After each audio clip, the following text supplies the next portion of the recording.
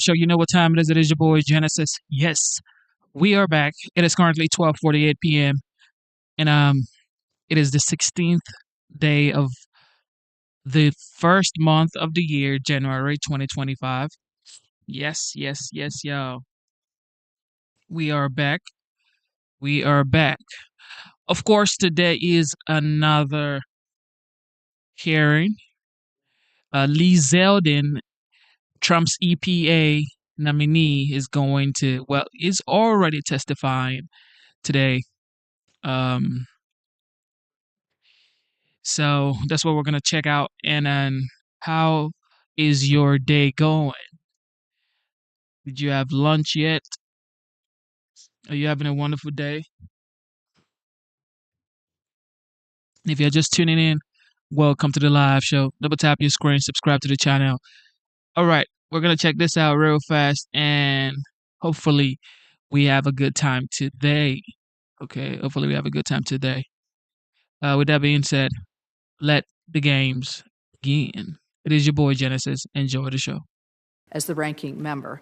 So like me, ranking member Whitehouse has served on the EPW committee since he came to the Senate.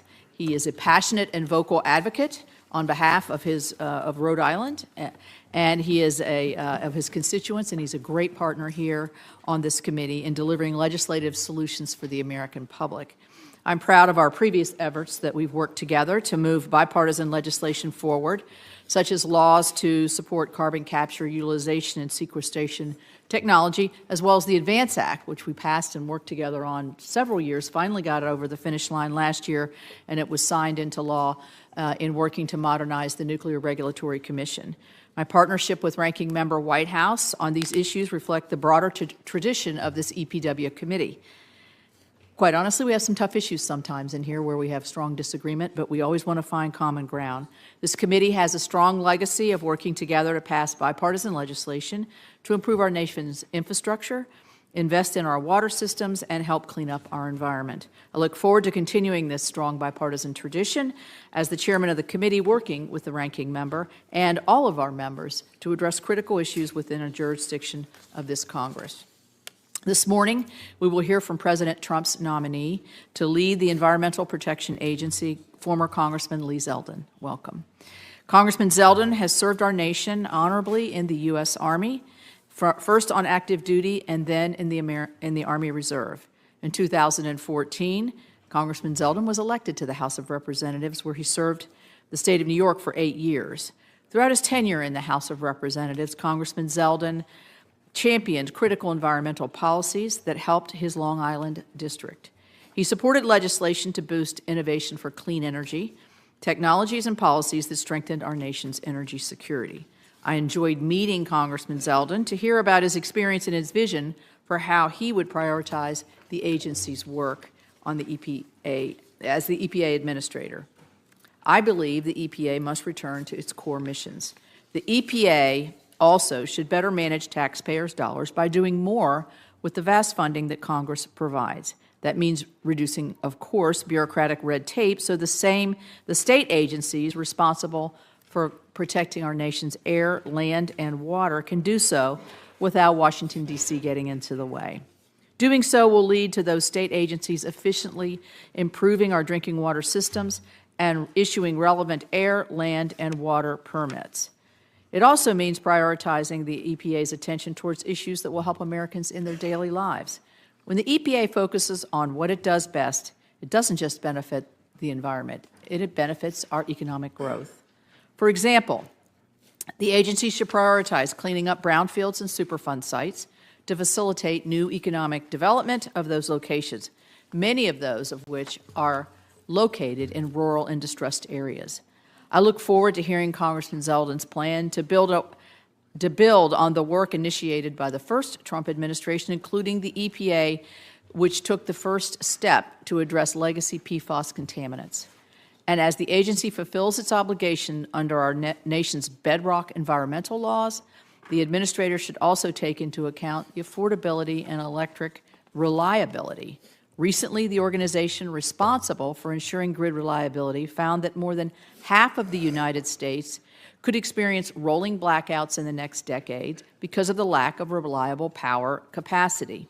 Areas at risk and shortages include New England, the Mid-Atlantic, California, the Midwest, and the Great Plains. The reliability risk is due to the projected retirement of dispatchable power plants, compiled with a 15% increase in electricity demand over the next decade. Critically, this demand cannot be met solely with intermittent energy generation. Spiking energy costs and rolling blackouts are an unacceptable fact if the U.S. is to continue as a global leader. Actions that policymakers and regulators take now will determine whether America can thrive in an era with a cleaner environment, energy abundance, lower costs, and economic prosperity, or face it with a path of scarcity, inflation, and stagnation. I support that first option I named and believe our nominee does as well. I have confidence that the EPA under Congressman Zeldin's leadership will focus on the EPA's core mission to protect human health and the environment while acknowledging the critical role the agency plays in our economic and international leadership.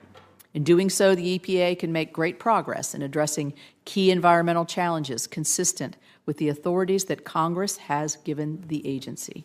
I look forward to discussing these issues with Congressman Zeldin today, and I now recognize my ranking member, Senator Whitehouse, for his opening statement.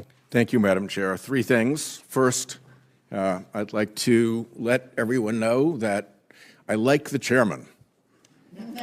That's a good start. That's a good start. That's a good start.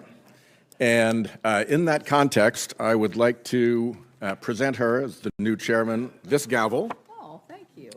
It was made in 1956 of wood from the old West Virginia State House. Oh, my God. Wow. By the McKinley Vocational High School in Wheeling, West Virginia. It was presented to the then governor of West Virginia, Hewlett Smith, who kept it upon his departure. He was term limited out, and that was significant for, among other reasons, that it opened the office to the chairman's father. It did. Archmore. Madam Chair. Thank you. May you bang it in good health. Very nice. Very nice. Thank you. Second, we have indeed worked well together. We have together successfully advanced nuclear energy reform. We have together successfully encouraged and expanded carbon capture. And the WRDA and highway bills present big bipartisan opportunities for more work together. I even hope together we can revive permitting reform. So there is plenty of good opportunity. And as I speak of bipartisan matters, let me also welcome Senator Curtis, our newly elected member of this committee on the Republican side. Last, I want to show everyone this map of my home state. The bright green parts are parts that are destined to flood permanently, underwater, lost to the sea in decades ahead. Congressman Zeldin will be familiar with this risk from his home, Suffolk County. Fossil fuel pollution is the cause of that. It will change the map of my state, and it will do us crippling economic damage. As I see it, we've been through three eras on climate. First was the era of science, and scientists, our headlights, did their job, predicting accurately what was going to happen. NASA scientists, academic scientists, IPCC scientists, Exxon scientists, they did their job. Next came the era of politics, where it was our job to heed the warnings of science and head off those dangers. We failed, badly, and for the worst of all reasons. We succumbed to a massive, deliberate campaign of lies and corruption by the polluters themselves. That failure ushers in now an era of consequences. Consequences we should have headed off, but didn't. It's beginning in creeping, seeping inflation as goods become harder to grow, produce, and ship in upended weather patterns. It's upon us already in forward-looking industries like insurance. Good luck with property insurance in Florida and California. The worst danger is systemic economic crashes. One, widely warned of in economic literature, is the carbon bubble. bursting when the international oil cartel or the massive government subsidies cease propping up fossil fuel and stranded assets lose all value and the resulting shock cascades into the global economy. The other, upon us already, is climate risk, making property insurance unaffordable or unavailable, which in turn makes mortgages unavailable, which in turn crashes property values. Remember this map.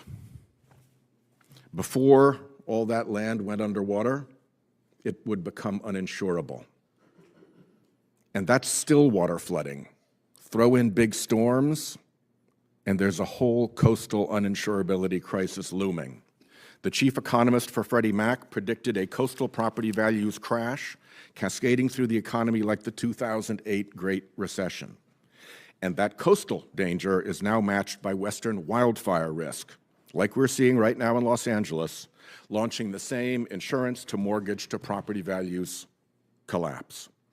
Let's be clear, we are in this perilous place because a campaign of lies and corruption and pollution delivered deliberately and at industrial scale by the fossil fuel industry was accomplished through an armada of paid front groups. And so we're clear, it's not just me warning of significant economic harms ahead. I will circulate to all colleagues, lucky you, this compendium of the published warnings for you and all of your staffs to review. This threat is real.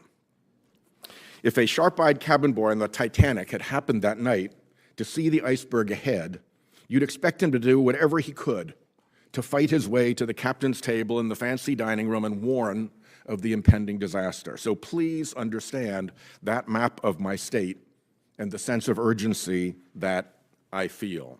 I am confident that the chairman would equal me in energy and determination for any similar dangers to her mountain state. And so it is through this lens of urgency that I approach this nomination hearing. President Trump has called climate change a hoax. While running for president, he met with fossil fuel industry executives and told them they should give him $1 billion in exchange for his reversing the rules that protect our air and water and limit the pollution that is driving climate change. And indeed, fossil fuel companies and executives lavished millions and millions of dollars on the Trump campaign and affiliated organizations. These special interests now expect a return on their political investment. They expect a reversal of the already limited protections we have for our air and water. And make no mistake, not only would reversing these protections harm our air, water, public health, and climate, doing so would also cost Americans money, as they would be forced to spend more to fuel their cars, to buy their groceries, to heat and cool their homes and businesses. That's money that would go directly from every hardworking American's wallet into the accounts of billionaire fossil fuel barons and giant oil companies. The question then for Mr. Zeldin here before us as President Trump's nominee to run the Environmental Protection Agency is simple. Will he follow the science and the economics and protect our air, water, and climate? Or will he merely be a rubber stamp for looters and polluters who are setting the Trump agenda? I must say that his role at polluter-funded organizations such as the America First Policy Institute and America First Works, his long list of Trump-affiliated consulting clients, and his anti-climate op-eds paid for by dark money organizations do not give me confidence that he will be an honest broker if confirmed to lead EPA. I really want this to work. That is how high the stakes are. I am not here trying to score points. I'm here trying to steer us away from what I see as a calamity ahead. I will therefore be watching closely today to see if Congressman Zeldin is able to differentiate himself in any substantive ways from the polluter agenda and the economic crashes likely to ensue. Thank you, Madam Chair. Here is to a productive relationship in this important committee. Thank you, Senator. Thank you for the gavel. That has great meaning to me, so I very much appreciate it. I'm actually from the northern part of the state, so where it was made, so thank you. I'm now going to turn to Senator Barrasso, who is going to be introducing Congressman Zeldin. Thank you very much, Chairman Capito, Ranking Member, White House members of the committee. Thank you for allowing me to be here today to introduce Congressman Lee Zeldin, who has been nominated to be the administrator of the Environmental Protection Agency. The EPA is very important to Wyoming and to the nation. It's responsible for protecting our air, our water, and our communities. Americans deserve clean air and clean water. They also deserve clear rules and common sense from the government. Over the last 4 years, they've gotten neither. The EPA has pushed policies that kill jobs in Wyoming and raise the cost for families across the nation. It has also pursued rules that shut down power generation and threaten electric reliability. Americans should be able to take for granted that the lights will go on when they flip the switch. They should know that those making the rules understand that their livelihoods depend on a balanced and measured approach. Instead, the approach over the last 4 years has been based solely on radical environmentalism. Congressman Zeldin will correct the course of the EPA. He's been highly motivated from a young age, graduated from law school at age 23. He has over 20 years of military experience and service, and he's still counting those, because Lieutenant Colonel Zeldin has a range of experience in the Army. He was a military intelligence officer, a prosecutor, and military magistrate. He's a veteran of Operation Iraqi Freedom, where he served in the Army's 82nd Airborne Division as a paratrooper, and just last weekend was on Army Reserve duty. His public service doesn't end there. In addition to his time in the U.S. Congress, he served in the New York State Senate. He knows firsthand how important it is for the federal government to be a partner to states rather than an out-of-touch regulator.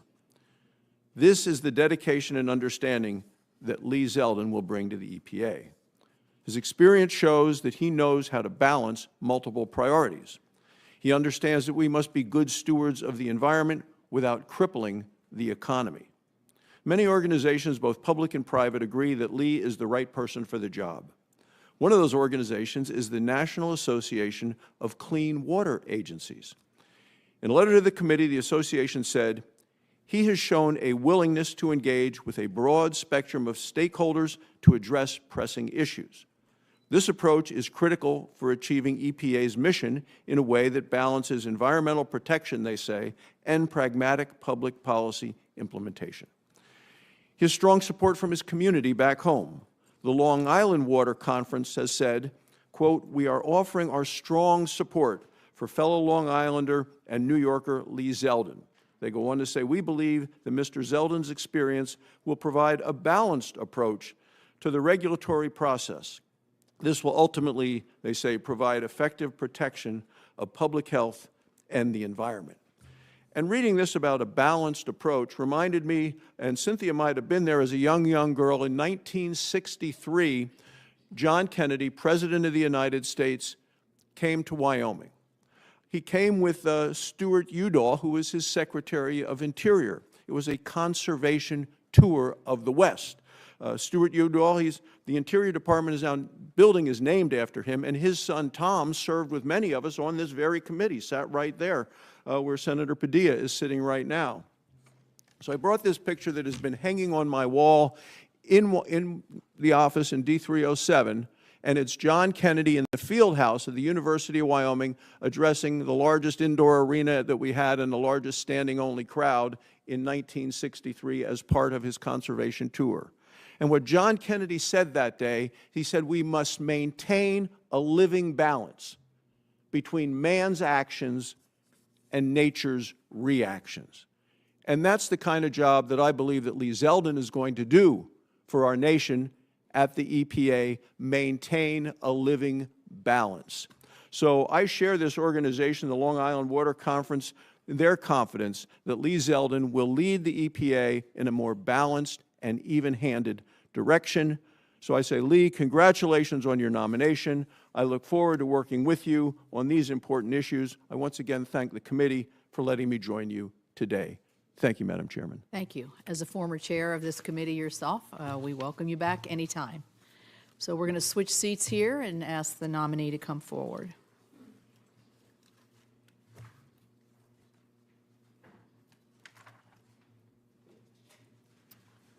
Yeah. Somebody needs to take this to get the sign.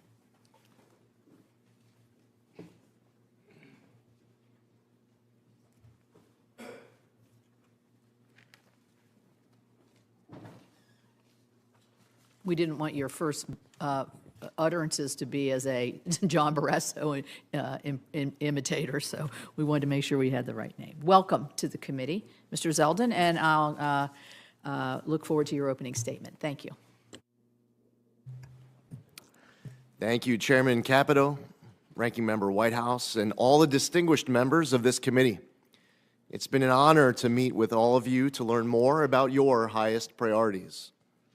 I look forward to working with all senators on this committee, on both sides of the aisle, to tackle the most pressing issues facing our country. I humbly sit before you nominated to serve as the 17th Administrator of the Environmental Protection Agency.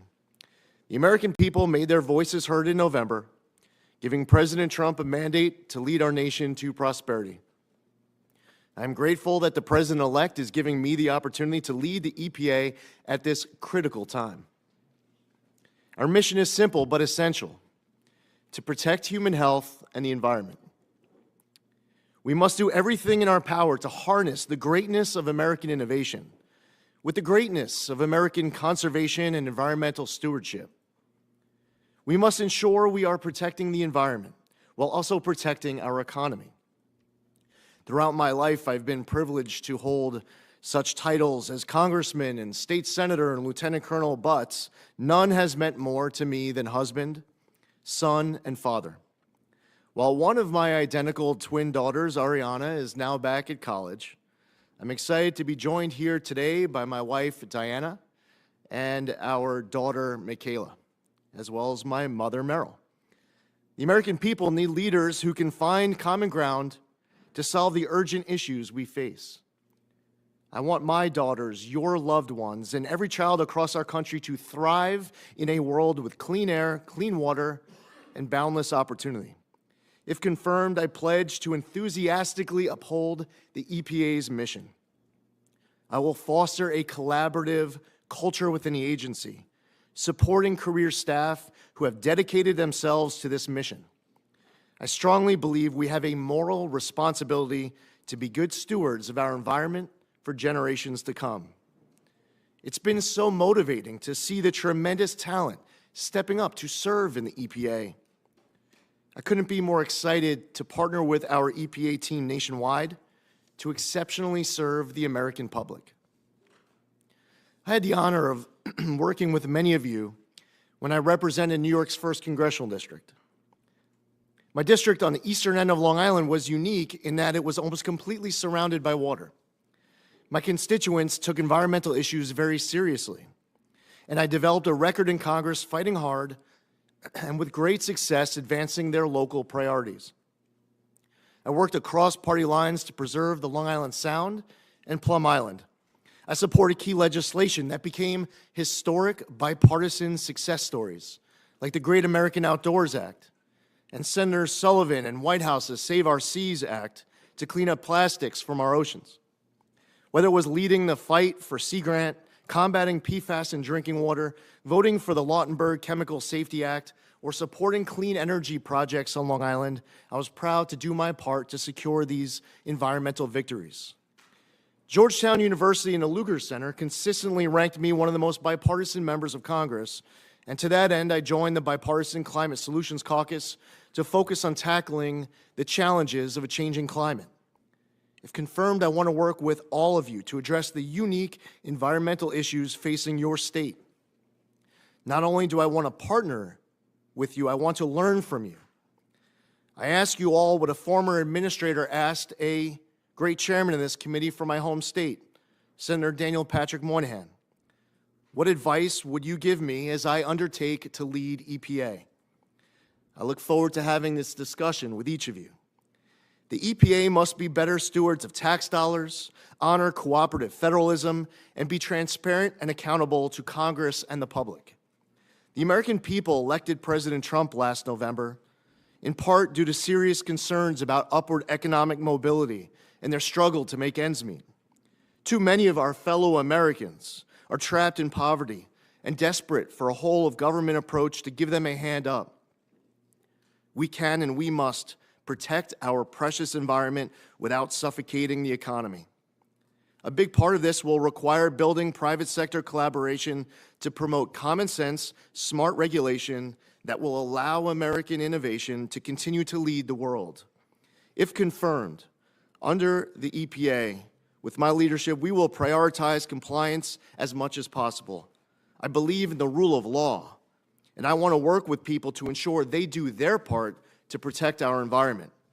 Success is defined for many, including me, as leaving this world better than we found it. I want every child in this nation, including my daughters and your children, to inherit a world with clean air, clean water, and a thriving economy. This mission must transcend politics, and I look forward to working with all of you to achieve it. I thank you, Chairman Capito, Ranking Member Whitehouse, and all the members of this committee. I'm eager to answer your questions and discuss the issues facing your constituents. Thank you. We're now ready to begin with the questioning portion for our witness. Senator Whitehouse and I have agreed to have 2 rounds of 5 minutes for questioning. So let's try to keep our first questions within the 5 minutes if in respect for everybody's time. To begin, this committee has 3 standing yes or no questions that it asks all nominees who appear before the committee. So I want to ask you these 3 questions.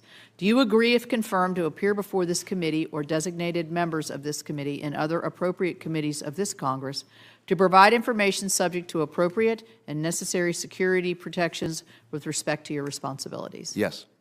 Do you agree to ensure that testimony, briefings, documents, and electronic and other forms of communications of information are provided to this committee and its staff and other appropriate committees in a timely manner? Yes.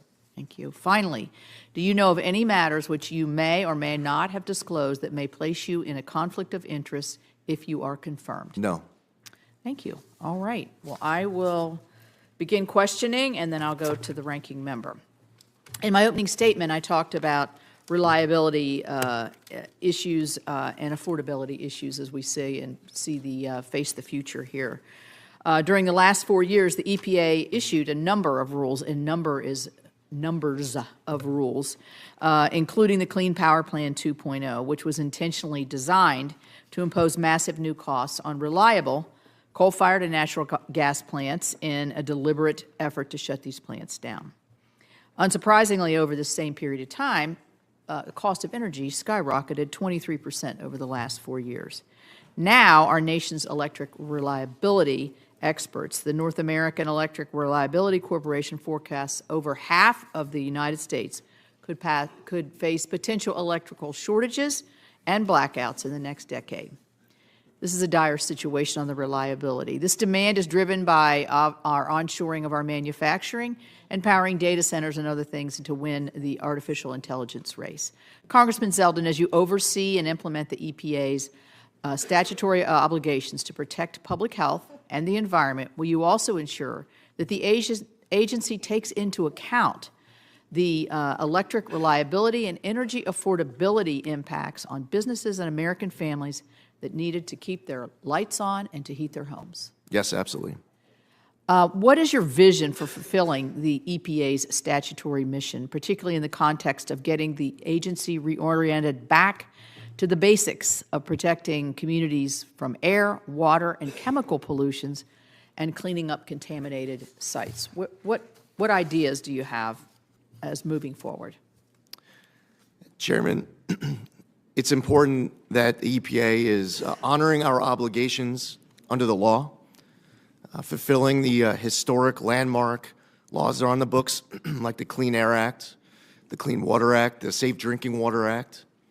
It's important that the EPA is accountable and transparent to all of you here on this committee. It's important that we are working closely in collaboration with career staff at the EPA and working closely with other agencies where there's overlapping jurisdiction to make sure that we are following our new obligations under the law as Congress enacts new laws moving forward, to make sure that we are abiding by the Administrative Procedures Act, that I, as administrator, I'm not prejudging outcomes, that I'm making sure that our actions are durable, that they are able to withstand scrutiny, and at the end of the day, I'm able to sit before you at further hearings and to be able to account for my actions as administrator and our actions as an agency. I look forward to working with all of you in order to make sure that Congress's intent is filled, that we also honor the Loper-Bright decision that was just issued by the Supreme Court to make sure that it is, in fact, Congress's intent that is being implemented, and it's not us as an agency filling in any gaps however we might see fit. It requires a close collaboration, not just internally within the agency, but with each and every one of you as well. Thank you. Thank you. And I should have welcomed your wife, Diana, and Michaela, and your mother, Meryl. And we miss Ariana, but I hope she's watching it from afar. I want to talk about PFAS. West Virginians have had firsthand experience with PFAS contamination and pollution. Everybody does, but we've had a little more. I think we had a little bit earlier, discovered earlier. And I want to continue. We tried last session to get some leading legislative efforts to try to protect essential service providers and American taxpayers from costly litigation and liability. It's a very complicated issue, as you know, but it speaks to one of the core missions of the EPA, which is safe drinking water and clean water. I understand that your New York district has actually experienced the negative effects of PFAS pollution. If confirmed, how do you plan to address the growing challenge of PFAS pollution through the EPA's existing authorities? Chairman, when I was in the House, I was a member of the PFAS task force, also voted for the PFAS Action Act. EPA has an important responsibility to make sure that our obligations are implemented correctly. That is something that through our enforcement and compliance, we have to ensure that we are moving the needle all across this entire country. There are cleanup projects, large and small, across America where many Americans have been waiting decades, generations for that leadership and that action. So working with all of you to deal with these issues in your home state is something that will be top priority of mine. Thank you. I'll turn it over to the ranking member.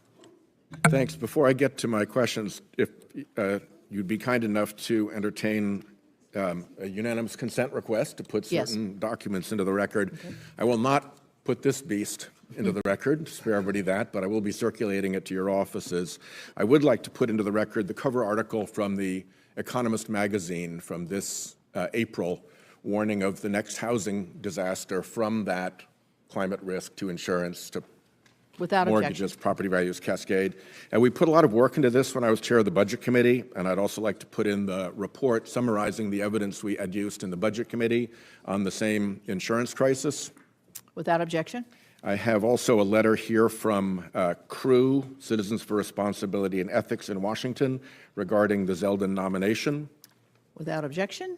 And finally, I have a letter dated January 15, 2025, submitted by the Climate Action Campaign and signed by over 70 environmental organizations concerning the nomination. Without objection. Great. Thank So you ordered, very much, yes. Chairman. Mr. Zeldin, welcome. As we discussed when we met, I said I was going to ask you some really basic, no-tricks questions about climate change. So let me just start with those. First, as a matter of law, is carbon dioxide a pollutant? Thank you, Senator, and I enjoyed our meeting with your team as well, and I look forward to working with all of you. As far as carbon dioxide emitted from you during that question, I would say no.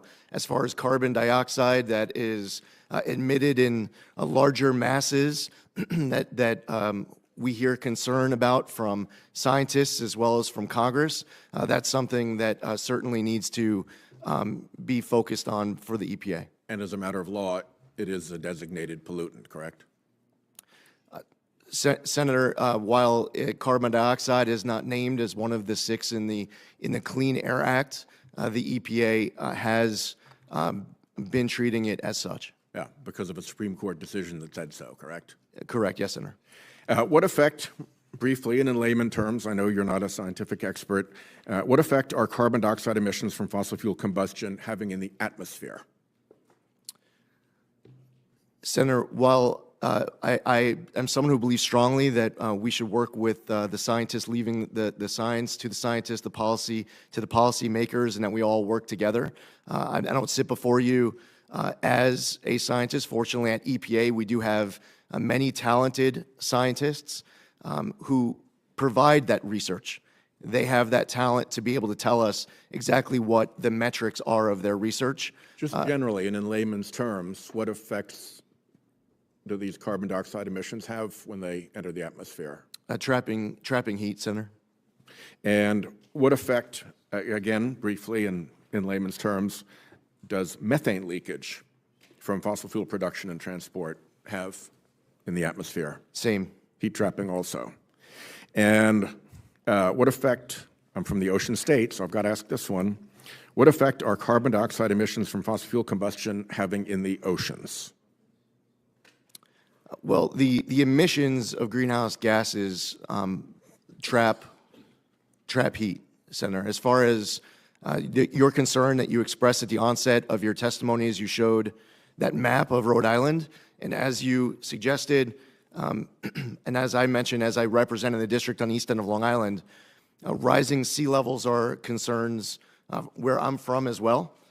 And it's one of the reasons why the federal government, through the Army Corps, had to invest in a Army Corps of Engineer project with the revetment of Montauk Lighthouse, with fear that if we did not do that, that Montauk Lighthouse, and due to erosion, would be collapsing into the ocean. Is it correct that the trapped heat from carbon dioxide emissions and methane in the atmosphere is heating up the oceans? In fact, 90% of the heat goes into the oceans, and that is what is producing the sea level rise you just discussed.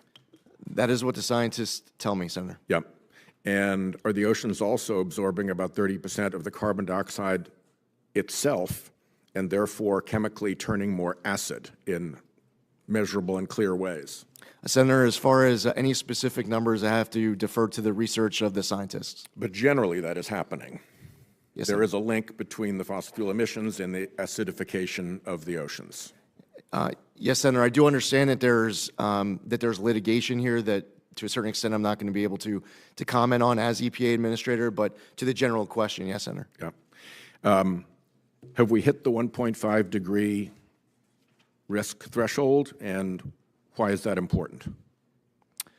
Senator, again, as far as being able, throughout today's hearing, to be able to personally be citing and confirming specific numbers, that is something where I have to defer to the talented scientists to be able to provide that advice on an ongoing basis, whether or not we're hitting numbers at any given time. If you are confirmed, what are the key either climate or oceans tipping points that would concern you? As far as the tipping point, well, Senator, I think that as you put up a map of your district, and your state, I could put up a map of mine, and we could do this across the entire country. As long as that concern exists, where there is in fact rising sea levels, and I hear it from both sides of the aisle. Senator Collins spoke about it in the context of Maine. One last question before my time runs out. I'm sorry. Are we now on a pathway to climate safety, or do we need to do more to reduce carbon emissions in order to get on that pathway? Senator, United States emissions have been going down over the course of the last couple of decades. Unfortunately, there are other countries where it is not going in the same direction. And I would say that we will have never done enough to ensure that our water and our air is clean, safe, and healthy. Whatever we do every day to achieve this objective, we need to wake up the next day looking for ways to do more. Yes. Let me just explain to the committee, since this is my first rodeo here, what we're going to do is whoever's here at the gavel, we will then put you in line for questioning according to seniority on the dais, and then as you come in, if you come in after I gavel down, you will be placed in line for questions. Certainly, if people need adjustments, we're willing to look at that, but that's going to be the tradition of the committee that we've agreed on. So we'll go to Senator Kramer. Thank you. Thank you, Chair Capito and Ranking Member Whitehouse. Congratulations to both of you for assuming these important leadership roles, and congratulations to you as well. My former colleague in the House, Mr. Zeldin, thanks for stepping in the gap and taking on this big challenge. I know that Chair Capito has already talked a little bit about what is a really, really important issue for me, and I think for a lot of us, obviously, and that is an appropriate cooperative federalism role between the state and federal governments. And there's a lot of opportunity to do that the right way, and a lot of opportunity to do it the wrong way at the EPA. So I'm going to point to one specific case that I think you're probably familiar with, and that's, of course, the waters of the United States. And you're no doubt aware of that legal, what I call fiasco, surrounding the definition of what constitutes a waters of the United States. This has been litigation ping pong for a long time. And so the first question is a simple one. Mr. Zeldin, when you read the Sackett decision authored by Justice Alito, would you describe it as prescriptive or ambiguous as it comes to the definition of a federally jurisdictional water? It was clear and prescriptive. It was. When the decision was issued, the Biden administration officials even told me that the direction from the Supreme Court was clear, that they didn't leave a lot of ambiguity. And here's one portion that I wanted to chat with you about, because I believe it's particularly instructive should you be confirmed. Quote, "Finally, it is also instructive that the Clean Water Act expressly protects the primary responsibility and rights of states to prevent, reduce, and eliminate pollution, and to plan the development and use of land and water resources. It is hard to see how the state's role in regulating water resources would remain primary if the EPA had jurisdiction over anything defined by the presence of water," unquote. Now, I was tempted to bring the poster, but in previous definitions, as they've gone back and forth, there's one that Sackett was based on, actually, or that would be relevant to Sackett, where the entire state of North Dakota was basically a federal wetland. We're a semi-arid state with badlands and big prairies. Should you be confirmed, it would be really good if the administrator took this decision and the legislative history behind it and start a rulemaking process post-Sackett with the assumption that states have primacy and primary responsibility for water within their states, not the federal government. How do you intend to sort of approach that? Because this post-Sackett WOTUS definition is going to be really, really important. Yes, Senator. With any rulemaking, as you know, I'm not allowed to prejudge outcomes going in. And it's important that corners aren't cut where durability is sacrificed. Laws are written by Congress, and there are cases that have come out from the Supreme Court that provide the EPA with clear guidance on how we must do our job under the law.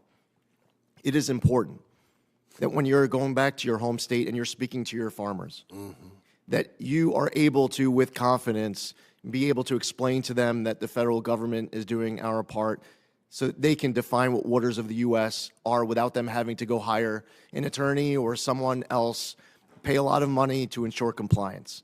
So I will make sure that I'm doing my part, that the EPA is honoring the decision of Sackett and any future laws to come out of Congress. That is my commitment to you. And I know that was important when I met with Senator Sullivan as he was speaking about Alaska and wetlands and so many other people on this committee.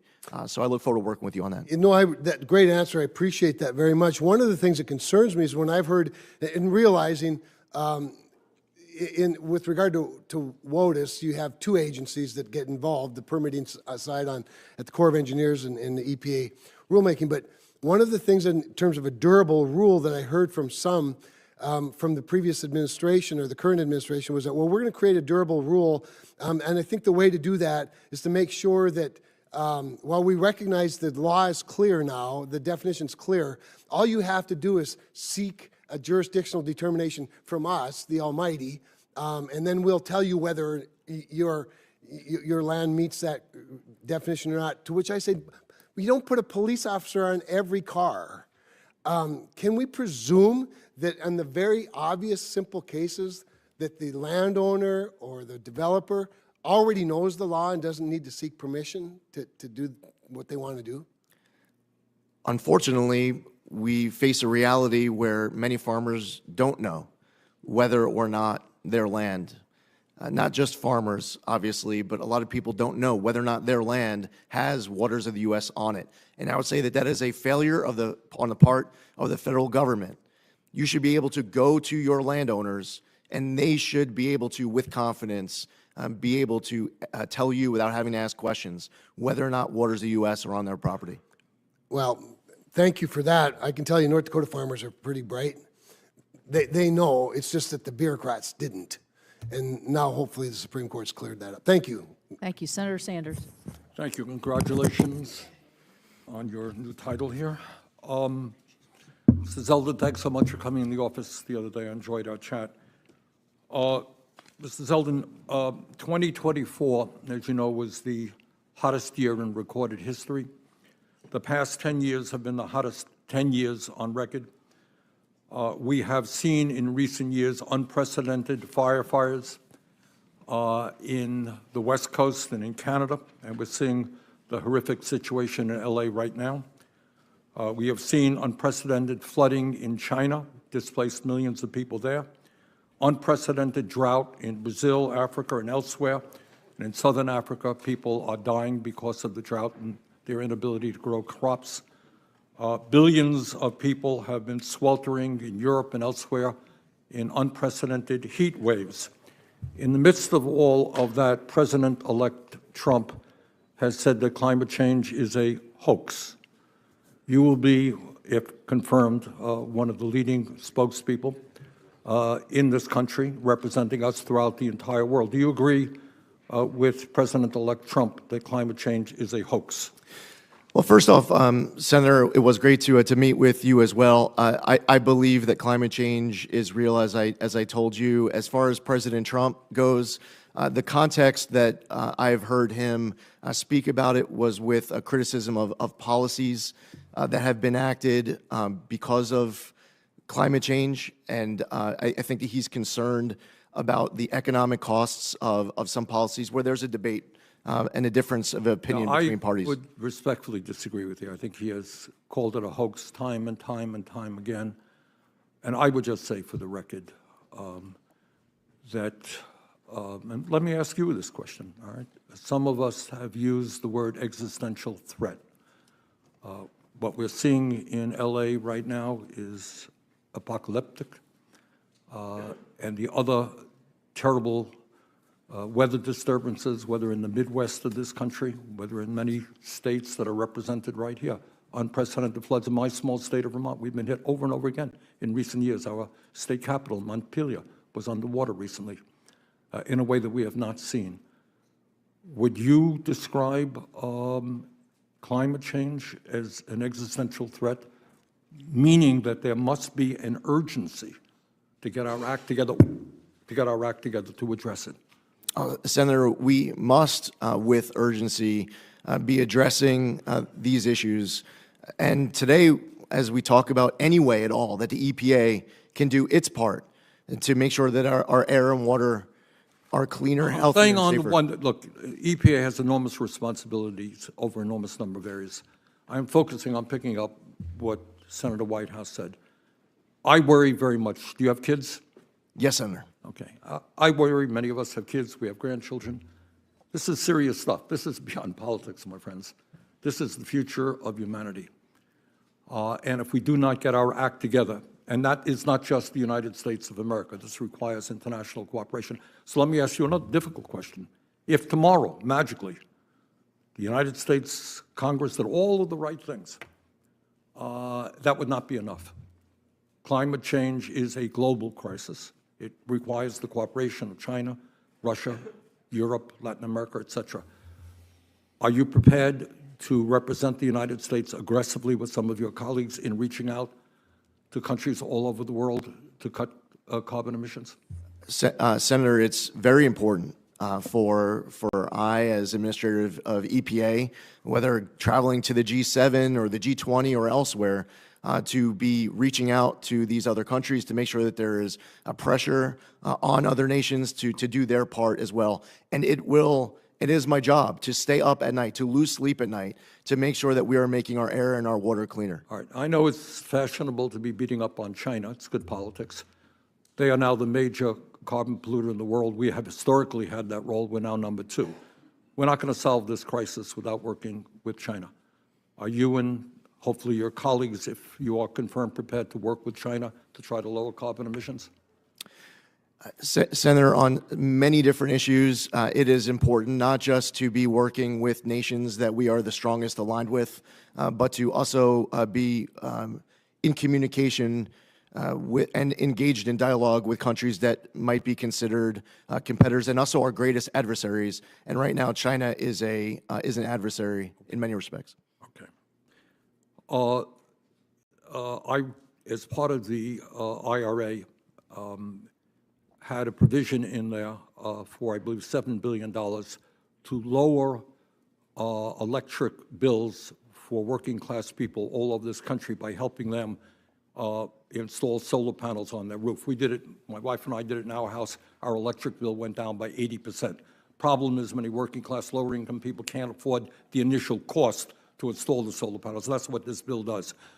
Can I have your word right now that you will work with me to make sure that Solar for All program is rapidly and effectively implemented all over the country? Senator, it is my obligation on this and every other law enacted by Congress that I will follow my obligations under the law. And when it comes to spending money, it is important that I have the ability to sit before you and account for every dollar that's being spent by the EPA. So I know that this is an important priority of you and solar power. Sorry. That's okay. Almost saved by the bell. That was the fossil fuel industry. I look forward to working with you on the Senator. Thank you, Madam Chair. Thank you very much. Thank you. Senator Curtis. Thank you. And before I begin, just a big thanks to all my colleagues on the committee, Madam Chair, Mr. Ranking Member, and all my colleagues. Really look forward to working with you on this committee, and I'm very excited to be part of this. Mr. Zeldin, I'm from Utah. In Utah, we're pretty proud of our beauty, of our natural resources. It really would be hard to find a more spectacular place in the United States. Everything from 5 national parks, arches and monuments and ski resorts. And I think because of that, Utahns have this inherent desire to take care of it, to leave it better than we found it, to make sure that we're not polluting. I can find total agreement in Utah that less pollution is better than more pollution, less emissions is better than more emissions, and that we want to leave the earth better than we found it. And you and I had the benefit of working together in the House.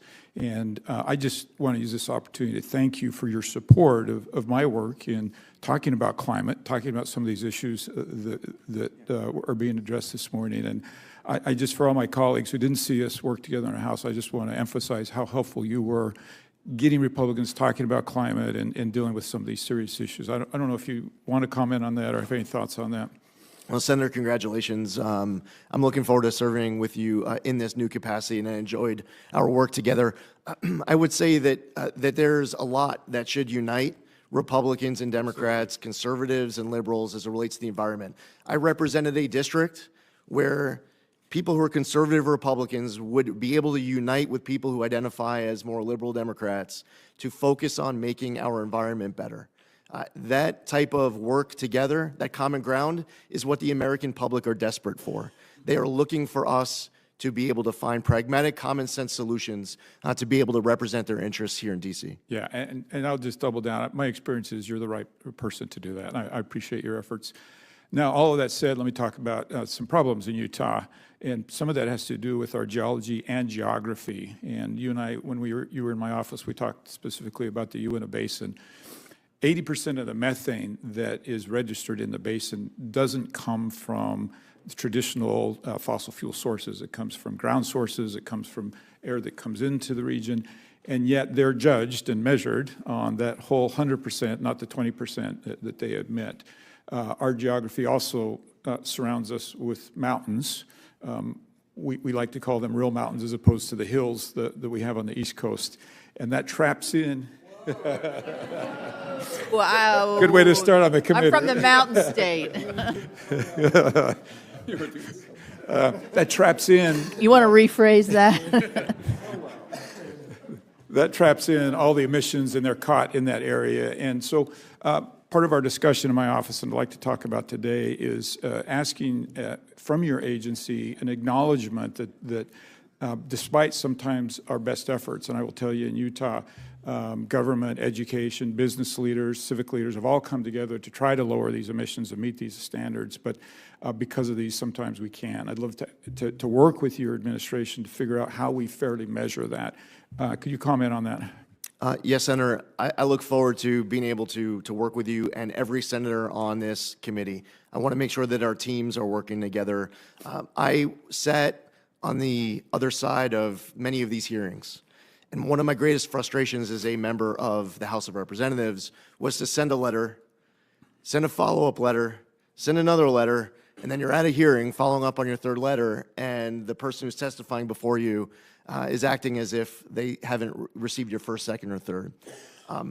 That collaboration is very important so that when I'm sitting here before you, that I am able to be accountable to all of you, and that when you need something from the EPA and you're asking a question, that we're able to provide prompt answers. Part of this, too, is a relationship and understanding every important local priority of each of you in your home states. I want to be able to travel to your states, to be able to see firsthand on the ground whatever are your top priorities. And I know, Senator, you have many top priorities in Utah. I look forward to visiting Utah and being able to see for myself and bringing a team. Thank you. Would love to have you there. And giving your regional administrator some flexibility, also, for instance, flexibility in things like technology, being agnostic to the technology and being more focused on the end result, I think would help us get some better results.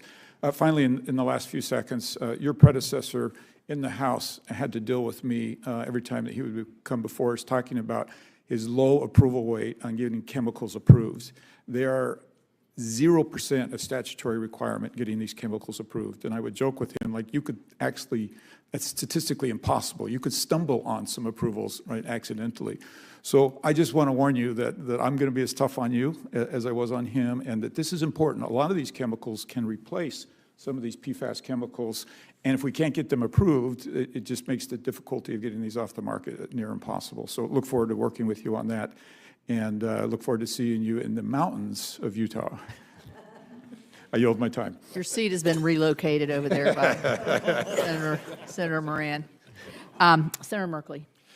Thank you, and I'm completely down with Senator Curtis's description. My daughter and I went by U-Haul across the country, starting on the East Coast, and we went through those East Coast hills, and by the morning of the third day, she woke up and saw the mountains. We were in the middle of the Rockies, and her eyes got wide, and she said, "Now I understand, Dad, why you say the only real mountains are in the West." So let's just say it's a bipartisan fact, agreed to right here. Mr. Zeldin, you have made an emphasis on the science being the foundation. And one of the concerns that I have is regard to the role of paid influencers. And you have reported that you have been paid to do various op-eds. Would you provide to the committee a list of all of the payments you've received and who is paying you, and a copy of the op-eds you prepared so that we have a complete understanding of your background in that area?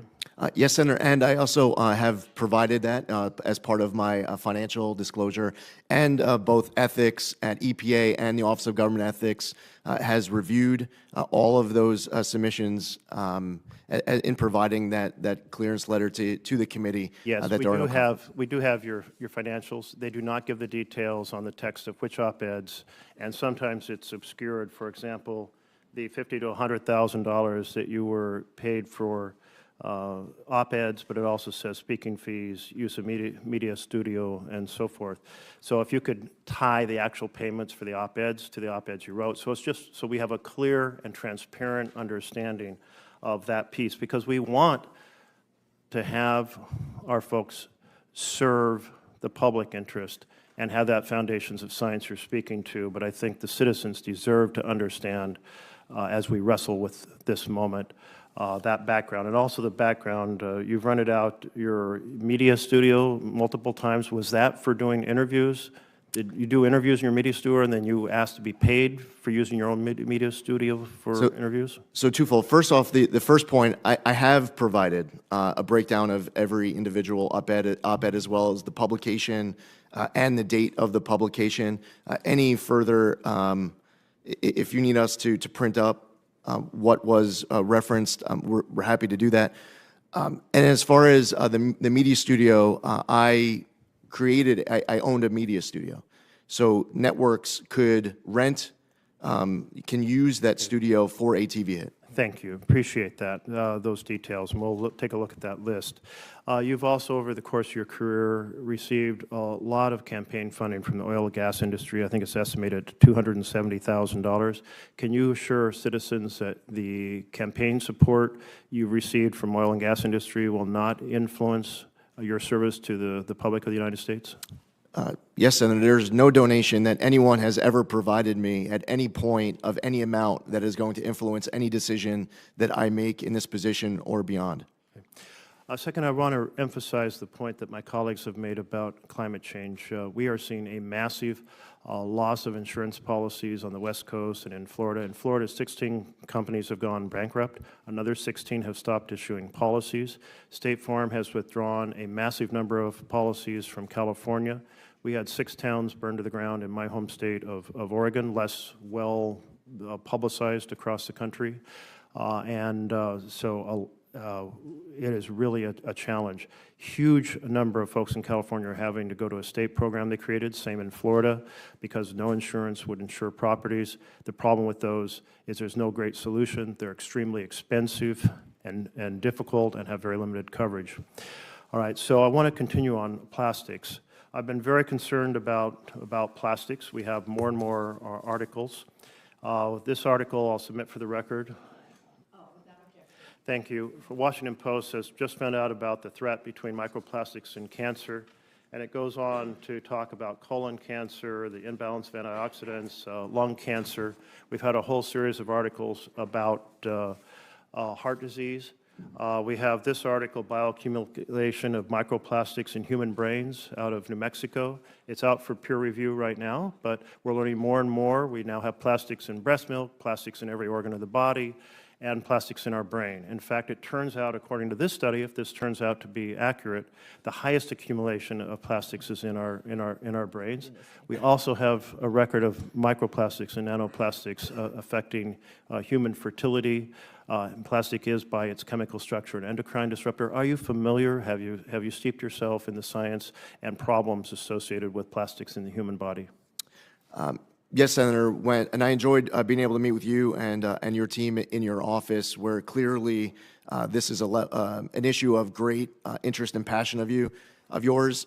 I would look forward to an opportunity to be able to read what you're referencing specifically, just so that I can become intimately familiar with any detail that you're citing that I have not read before. I was hoping that's what you're going to do after our meeting in our office. You're going to go out and say, I got to read all these articles. Senator, and I would look forward to continuing to read even further.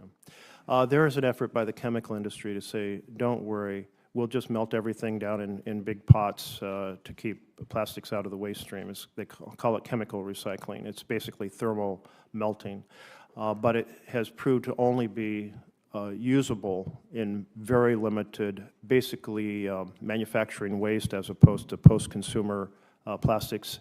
But they're trying to sell it as the absolute cure. Don't worry, we can go from 8% recycling in America to a high percent. Are you familiar with the very limited role, but the chemical industry is trying to say, don't worry, be happy on plastics? I'm aware, yes, sir. Do you understand, and have you made yourself knowledgeable of the inaccuracies that are being publicized about this thermal strategy? Senator, I am researching and reading all that's being provided on all sides of this issue. Going back to my time in the House, I advocated to clean up our waterways around my district, and as I cited in my opening, the bipartisan work between Senator Whitehouse and Senator Sullivan on Save Our Seas and Save Our Seas 2.0 should be a model to be followed of bipartisanship to go even further. Yeah. I see I'm over time. I'm sorry, Madam Chair. I'll just close by saying, in plastics, there's a big story trying to be sold about don't worry. It'll be your responsibility to make sure you speak the truth to the American people. Thank you, Senator. Senator Sullivan? Thank you, Madam Chair, and I want to congratulate you and the ranking member. It's a great committee for our new members. We get a lot of things done here, usually very bipartisan. We have some differences, but that's okay. Mr. Zeldin, it was great meeting with you. Congratulations to your family as well. Thanks for your service. It's not always easy, we know. You know, Alaska, we love our clean water, clean air. We don't think, we know we have some of the cleanest air and water in the world. We're proud of that. We don't always think the EPA has helped in that regard. It's more state actions. So I want to begin by getting you to commit to me to come up to Alaska with me, bring your family. We can do some fishing maybe after you see all the important elements of Alaska. Big mountains, no offense to Utah, but real big mountains. So we have a little fun on state size in this committee. But can I get your commitment to do that? Yes, Senator, and unlike predecessors of mine who attempted to try to negotiate an August trip, I would want to go when it's as cold and dark as possible. Yeah, well, it's happening right now. We have communities in Alaska that are hitting 30, 40 below zero, and so we'd love to have you in the winter and summer. So Senator Ricketts looks like he wants to come with me, so I look forward to it. Love to have him. Second, I really appreciate the shout out to me and Senator Whitehouse on the Save Our Seas Act, Save Our Seas 2.0.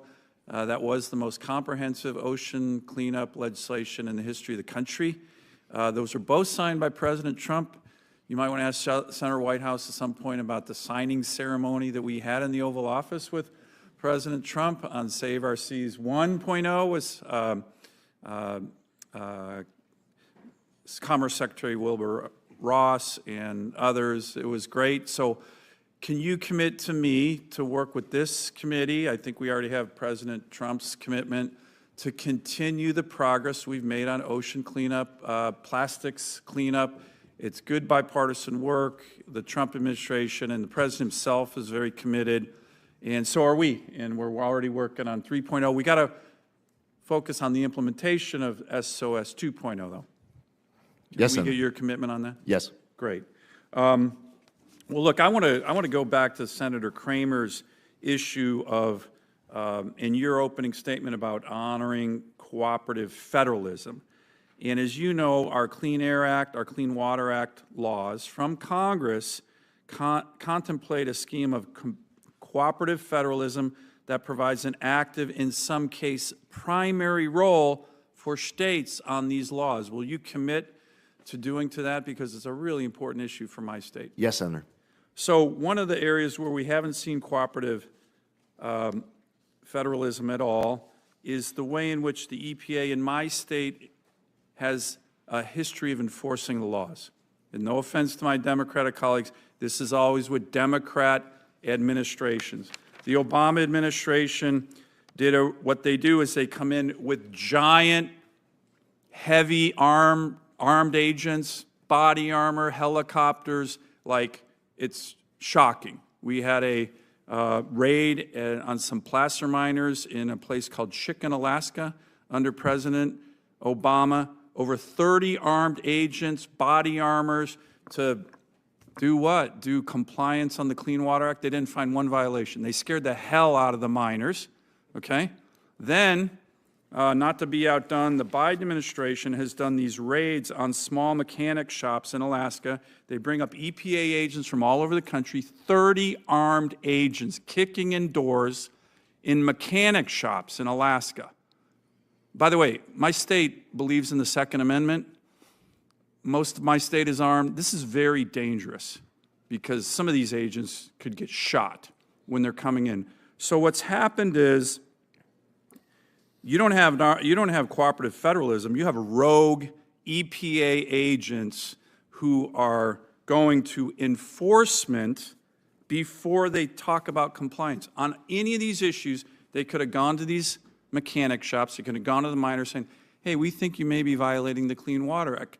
Can you work with us? No. These guys come. They had 40 agents, all of them armed, raiding these mechanic shops. It is just an outrage. Can I get your commitment to focus on compliance rather than jumping to armed enforcement. And secondly, look, I believe in an armed citizenry.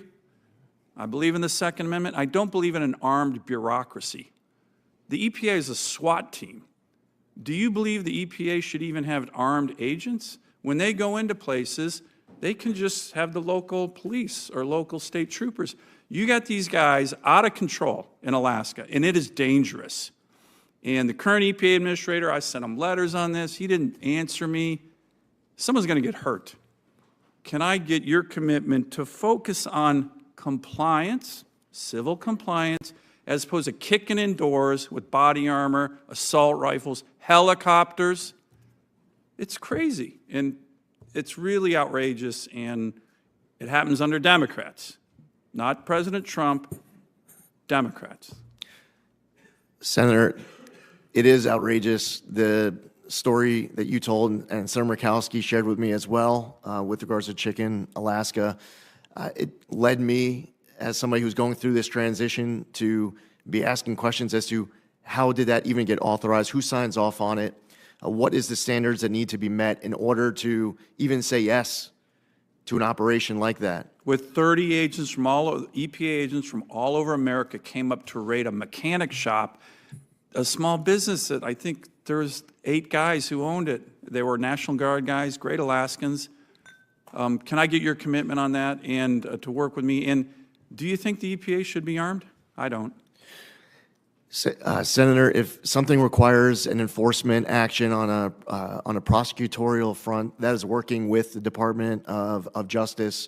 Congress has enacted laws where enforcement is part of the effort. On the compliance front, there are people and entities owning property where there is mitigation that needs to happen and where they want to work with the government to mitigate that situation on their property. We should be working with them to make that happen. Great. All right, Thank thanks. you.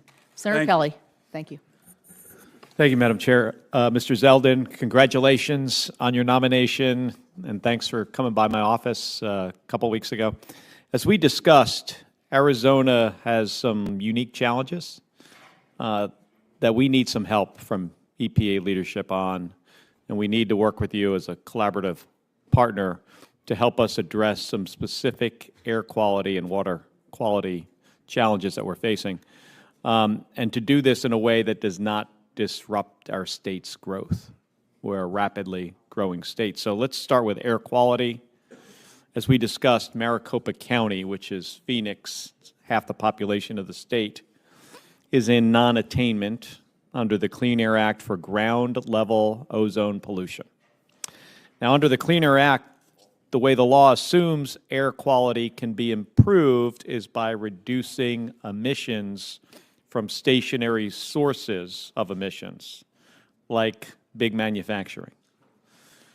Might make sense in some parts of the country, certainly in more industrialized areas, you know, the Rust Belt, the East Coast, but it doesn't make sense in Phoenix.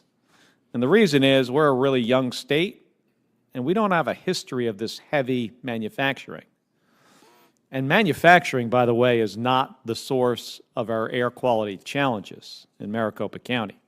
EPA's own modeling shows that 80% of the ozone-forming pollutants in the Phoenix area come from either natural sources like wildfires or sources outside of the region, like California and Mexico. Now, this means that the typical EPA playbook for how to improve air quality and protect public health is not going to work in Phoenix. It's just not. So we need partnership and collaboration with the EPA headquarters and EPA Region 9 to address these challenges. And we've been working closely with state and local officials and our business community on this. And there are specific actions where we're asking for EPA partnership on. So I'd like to ask for your commitment to working with us on these issues. I'm going to go through them. There's like 4 of them. First, we have several new source review permits currently under review by the Region 9 office. If confirmed, will you commit to ensuring that those permits are prioritized for review? Senator, your priorities will be mine. We'll make sure that we follow the law, but making sure that this is top of the list. Thank you. And second, Maricopa County has submitted 2 local rules, which are called Rule 204 and 205. We spoke about those in my office, that would provide alternative pathways for generating offsets for new permits for new manufacturing facilities. So remember what I said, we don't have the heavy manufacturing that's shut down that would generate a permit. So these rules have some other ways to do that. So both rules are still pending final approval, although I understand that Region 9 and Maricopa County have been meeting weekly on this to resolve some outstanding issues. But Mr. Zeldin, will you commit to ensuring this coordination between EPA and the county can continue with the goal of having both rules approved as soon as possible? Senator, while I can't prejudge outcome as far as approval goes on anything, you absolutely have my commitment to be able to work with you, those local partners, to come to Arizona. You also mentioned the Yuma example as well. And as you pointed out, you come from a state where, in a place like Maricopa, you don't have a lot of these sites shutting down. You have more coming in, which is a good problem to have in one way, but you definitely need that partnership with EPA. Yeah, it's challenging in the other way. Right. And that's what we've got to figure out. Third, as I noted, we're still trying to understand the long-term reasons our air quality is getting worse and how to resolve that challenge. Will you commit to help Maricopa County develop some better models to understand why our air quality is getting worse in Maricopa County and help us find some solutions to address this long-term? Yes, Senator. And fourth, in that same vein, we know that emissions from Mexico are a serious contributor to our air quality challenges throughout Arizona.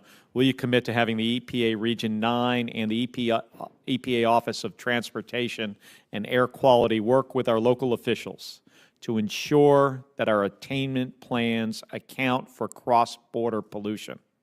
Yes, Senator. I also heard this concern from both Senator Schiff and Senator Padilla as it relates to Tijuana and the southern border of California. This is clearly an issue across states. I look forward to working with you on this issue. And then finally, will you also commit to working to find solutions to ensure regions throughout the western United States aren't penalized for emissions created by wildfire smoke? Yes, Senator. Thank you. Thank you, Senator Ricketts. Thank you, Chairman Capito, and congratulations again to Chairman Capito and Ranking Member Whitehouse on your new roles. And you mentioned our new member, Senator Curtis, but we also have a new member, Senator Schiff, with us as well. We actually have 3 new members on our side, and I've been waiting for them to assemble. Oh, okay, very good. I didn't want to leave Senator Schiff out because he's there. So, yep, not at all. I'm excited to work with the entire team here with regard to the upcoming session here. And Congressman Zeldin, good to see you again. Thank you very much for being here, and again, appreciate your family sacrifices in the past and serving our country, and your continued willingness to sacrifice and serve our country again in this new role. You know, rule of law is what binds Americans' trust to government, right? All too often, we've seen under this Biden administration that the rule of law and congressional intent has been subverted by trying to appease radical left-wing environmentalists. And that undermines people's faith in government and the rule of law and the trust of our institutions. So thank you for your commitment to implementing the laws as Congress has written and is intended to be able to get back to the fundamentals of the EPA, which is protecting our environment, safeguarding our health, and looking out for the well-being of the public. I'm excited to restore this proper balance of limiting risk with using sound science to protect our environment as the EPA's mission as Congress, which is the EPA's mission as Congress directed it to do.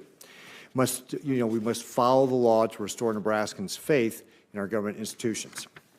So one of the areas that you're going to have an opportunity to be able to do that has to do with our renewable fuel standard. And this is one of the things I've commented in the past. I love this committee because we talk about ethanol and biodiesel and renewable diesel all the time. Chairman Capito will get tired of me doing that. What we've seen in the past under the Biden administration is that, RVOs are set below production levels and they're chronically late. For example, the RVOs for 2026 are required by law to be published on November 1st, 2024. That did not happen, and it's not likely to happen until probably December 2025. The 2023 and 2024 RVOs will lag behind industry production by 3 to 4 billion gallons. That's the actual capacity of the industry today. Congressman Zeldin, do you commit to give producers and the industry certainty in the marketplace deserves? And again, this is what businesses want. They want certainty. They want to know what the rules are so they can plan for it. Will you give them the certainty by following the law as it relates to the timely and appropriate RVO rulemakings? Yes, Senator. Great. Thank you very much. Another pressing biofuel issue for Nebraskans is year-round E15. I want to thank Senator Fisher and your former colleague, Congressman Smith, for their leadership on the issue. And I'm happy to lend my enthusiastic support to this cause. The solution is over a decade in the making, and we were very, very close in the last Congress to actually getting E15 year-round, and I hope we build on that momentum here in 2025. Congressman Zeldin, although the issue will not be solved entirely by the EPA, can we rely on your part to create a market of certainty for liquid fuel stakeholders and agricultural producers by doing all you can to ensure that Americans will have access to E15 all year round? Senator, while I can't prejudge outcome of processes to follow across the board, I know how important this issue is to you, and I know how important this is to President Trump. The president has expressed this time and again with regards to you. You've heard it from Senator Ernst. I've heard it from Senator Grassley, Senator Thune, Senator Fisher, and others, Senator Hawley. So I understand how much of a priority this is for you. As far as establishing certainty, hopefully this is something that Congress is able to resolve to the extent that you're relying on the EPA to establish that certainty. I look forward to being able to do my part, and I want to continue to work with you to achieve the outcomes that we had discussed. Great, thanks. And one of the things that, and we'll get into it in the second round of the questioning as well, but I think it's really, really important that we get away from what the Biden administration was doing with regard to trying to tip the scales toward their solution.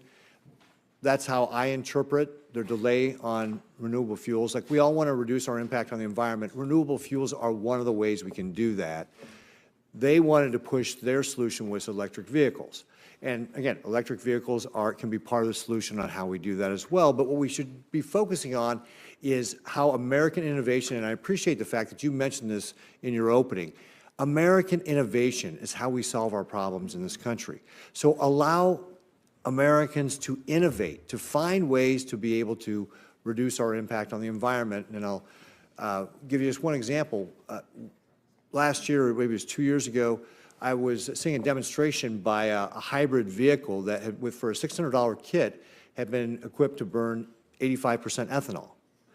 And it was getting 38 miles to the gallon while reducing the amount of emissions that would have normally been done with a gasoline engine. So that's the kind of innovation that can help us reduce our impact on the environment if we're allowed as Americans to actually innovate, and rather than have this big top-down government, one-size-fit-all, like, we're going to push this solution on you, whether it works or not. So I see my time has expired, but I look forward to the second round of our questions. Thank you. Thank you. Senator Markey. Yep. Thank you, Madam Chair. Congressman Zeldin, in 2016, in a congressional debate, you said, quote, "There are many different ways that we can be better stewards of our environment. The key is to reduce our reliance on fossil fuels, to become more environmentally friendly, and to pursue clean and green energy." Do you still believe, Mr. Zeldin, that it's our job to reduce our reliance on fossil fuels? Ideally, Senator, to the extent that, first off, I support all of the above energy. No, I didn't ask you that. I said, do you believe it's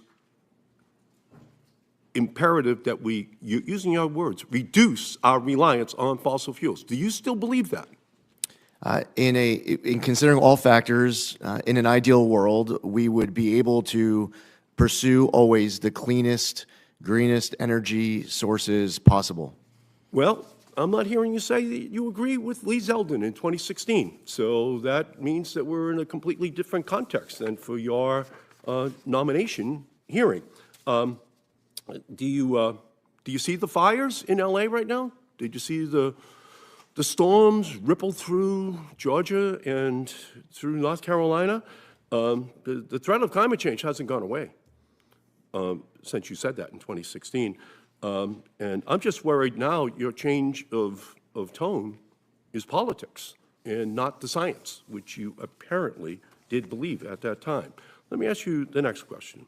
Do you also accept that under the Supreme Court's ruling in 2007 in Massachusetts versus EPA, and in 3 subsequent cases, that the EPA is obligated to regulate greenhouse gases as air pollutants from motor vehicles, power plants, and other industrial sources as, quote, the Supreme Court said in their decision, may reasonably be anticipated to endanger public health or welfare? Do you accept that as a mandate, Mr. Zeldin? Authorized.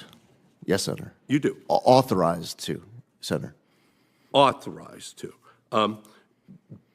You don't actually then accept the requirement that you have to deal with the endangerment that fossil fuels actually poses to LA or North Carolina or Florida or the Gulf Coast almost on a yearly basis. You don't accept that. Senator, I just want to be accurate. And in citing Massachusetts versus EPA, the decision does not require the EPA. It says authorizes the you're EPA. obligated. You're obligated to regulate. If you find there's an endangerment, you're obligated. Do you feel that it's an obligation? Yeah, but it doesn't say that you are obligated to, and that's it. There are steps that the EPA would have to take in order for an obligation to be created. I'm just going off the actual text. Right. Of Well, the Supreme again, Court legislation. Do you think we're in danger in LA? Do you think the people in North Carolina and the Gulf Coast were in danger? Are they in danger? Absolutely. For people who are having their right. homes burned down. Then you have an obligation to deal with that and to do something. Senator, I'm not hearing your job at you see your job at the EPA as doing something about it. You know, we're watching firefighters run towards the flames in Los Angeles, and the EPA is responsible to keep the fiery embers of climate change under control. Power plants, cars, industry. Are you going to fight those dangers, Mr. Zeldin? Are you going, as you said in 2016, or are you going to fan the flames of destruction on the demand of the fossil fuel industry, which you now refuse to actually hold responsible for the rapidly warming country that we're living in? Senator, there's a few things there.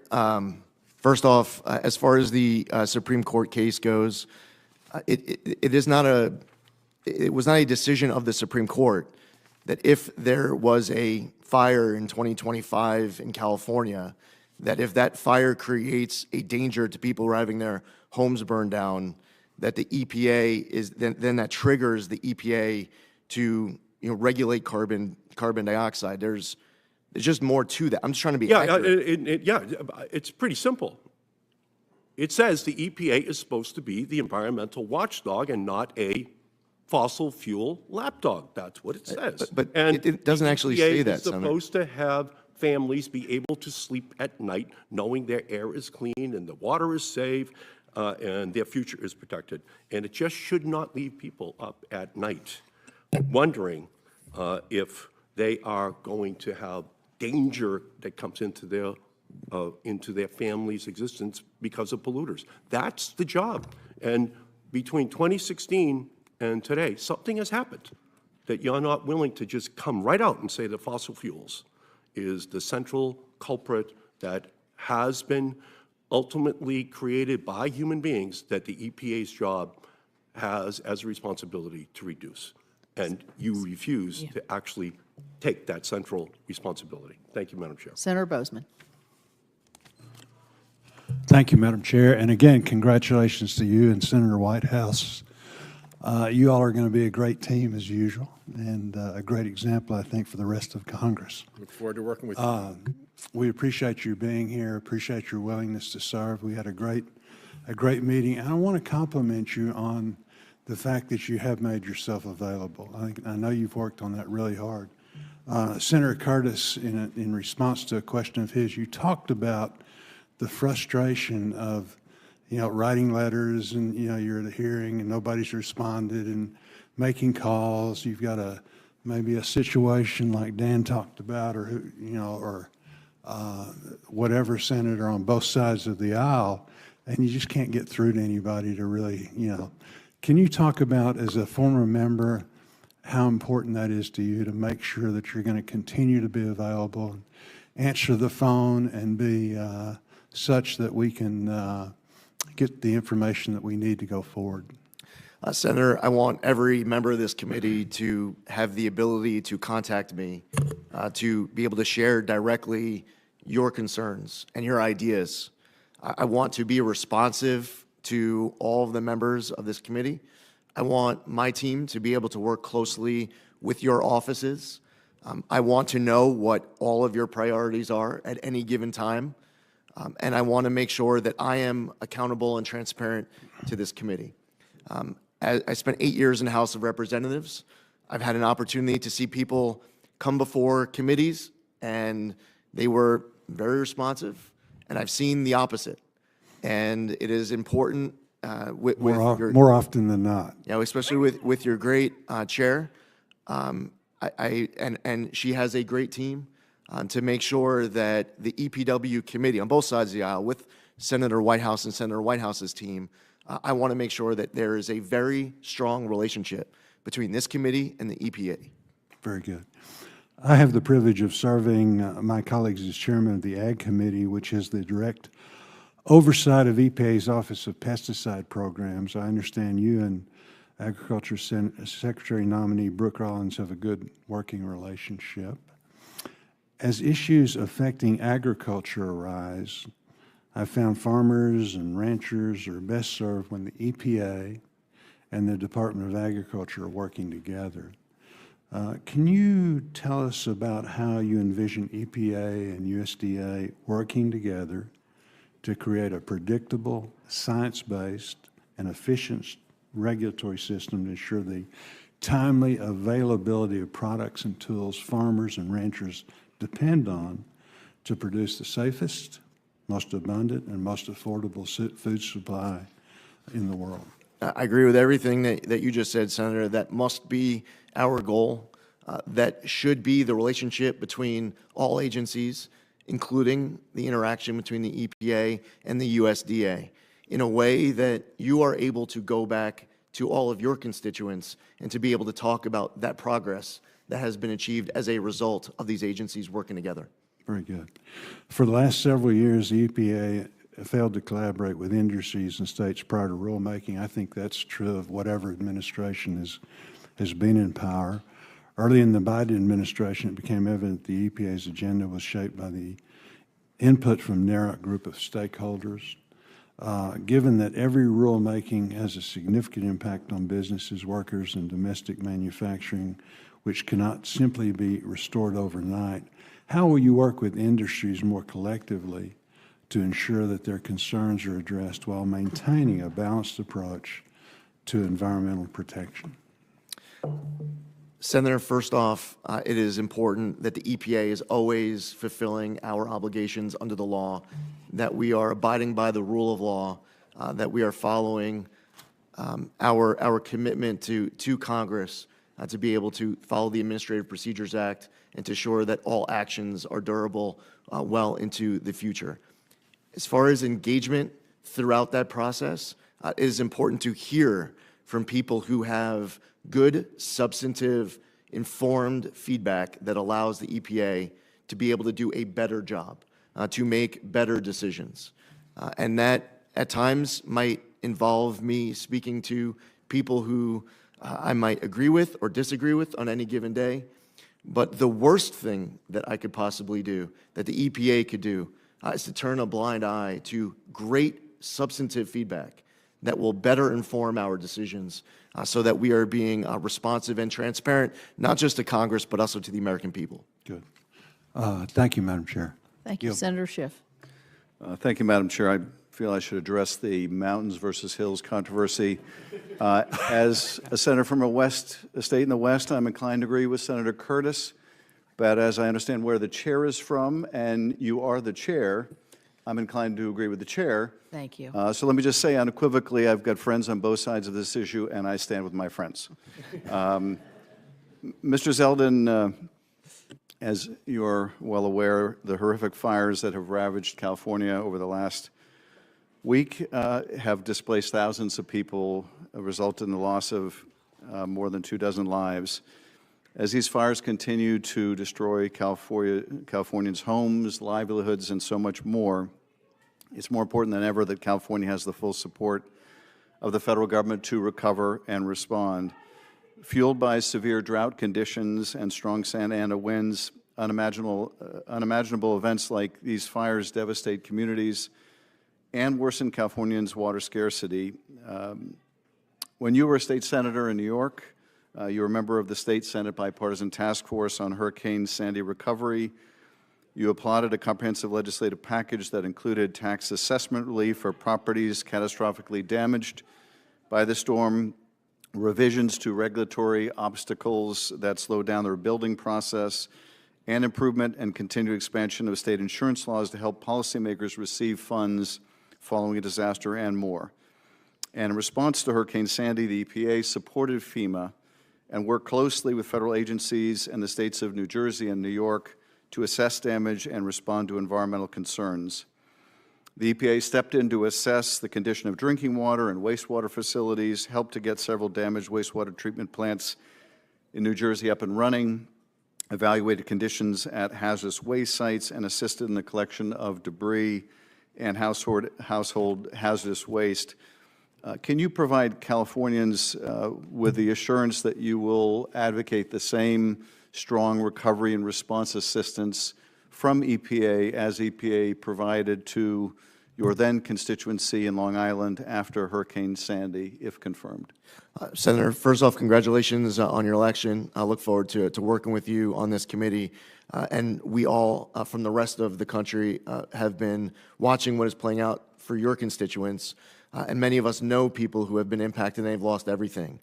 It's hard to it's impossible for us to put ourselves in the shoes of your constituents right now. I, if confirmed, would want to not only know everything in my power to be able to do as EPA administrator to assist you in fighting for your constituents who have been devastated by these wildfires, but I would want to, in fact, do everything in my power to be able to assist, to make sure that this recovery is as speedy as possible.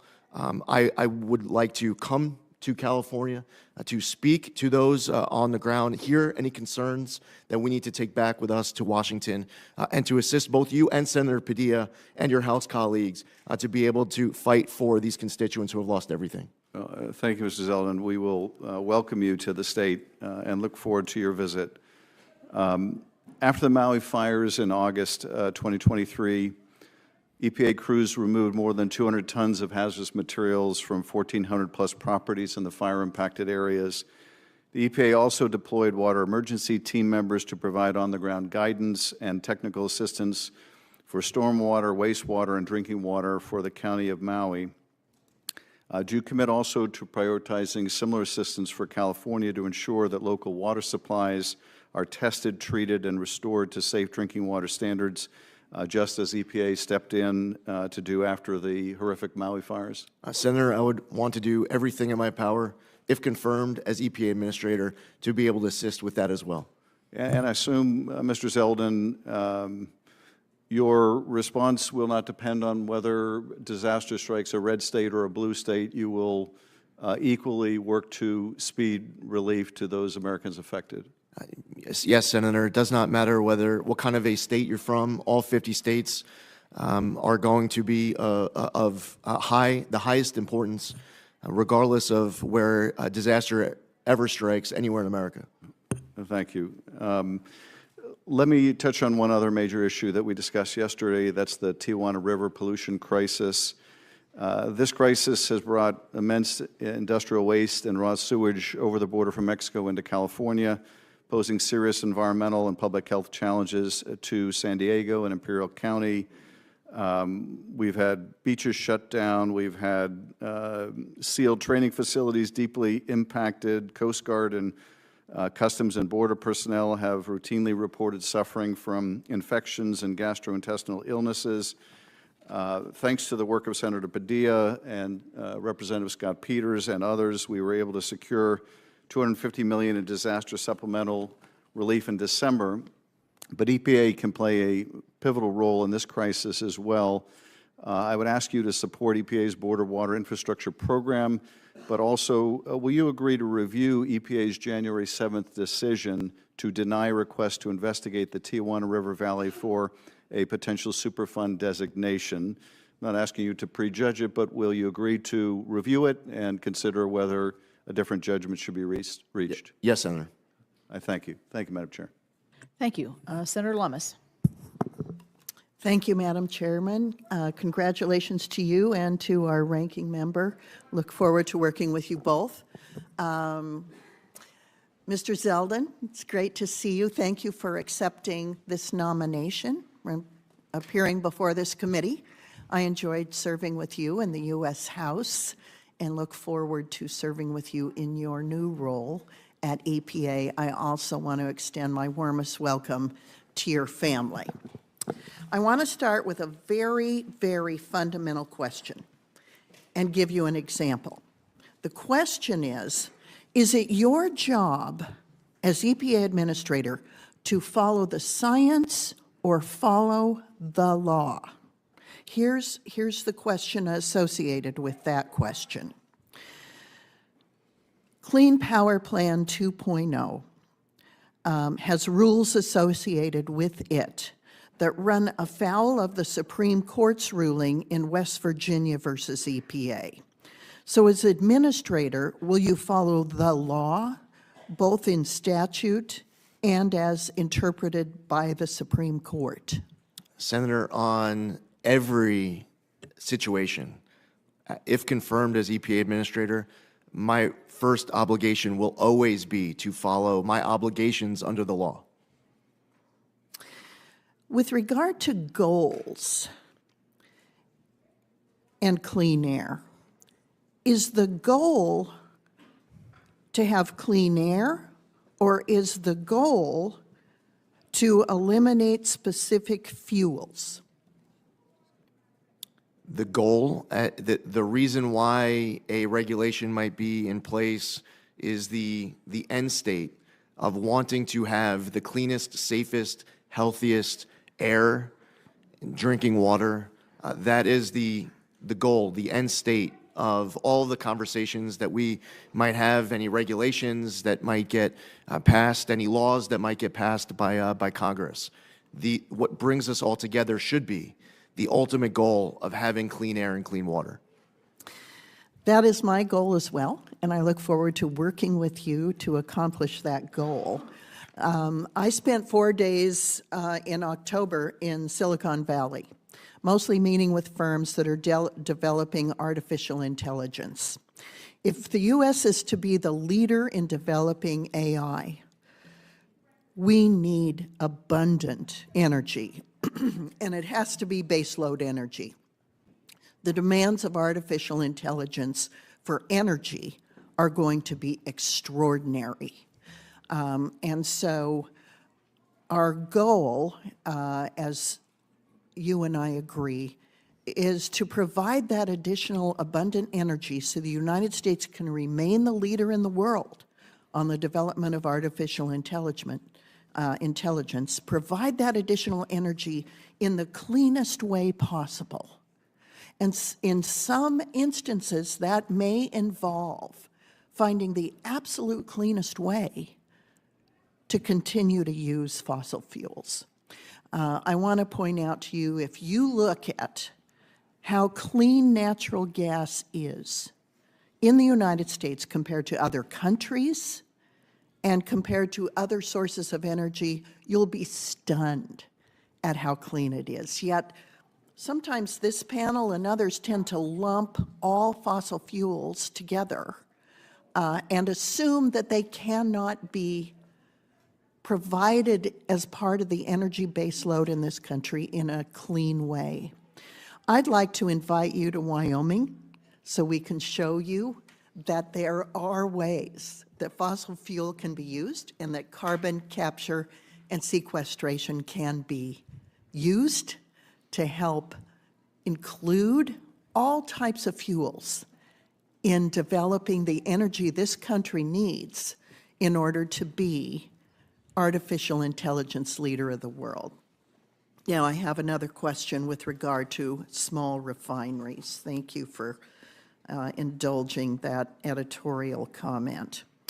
Are you aware that there are more than 100 petitions for hardship relief that remain to be decided by EPA, some dating back more than 5 years with regard to small refineries? And if confirmed, can we work together to outline an expedient timeline for reaching decisions? Yes, Senator. Thank you. I want to include a couple of other questions that I think are of significance with regard to PFAS. And I'm running between two hearings, so excuse me if I'm being repetitive. Do you plan to ensure that EPA's policies are effective while protecting passive receivers from lawsuits and consumers with unreasonably high utility bills? And let me explain here.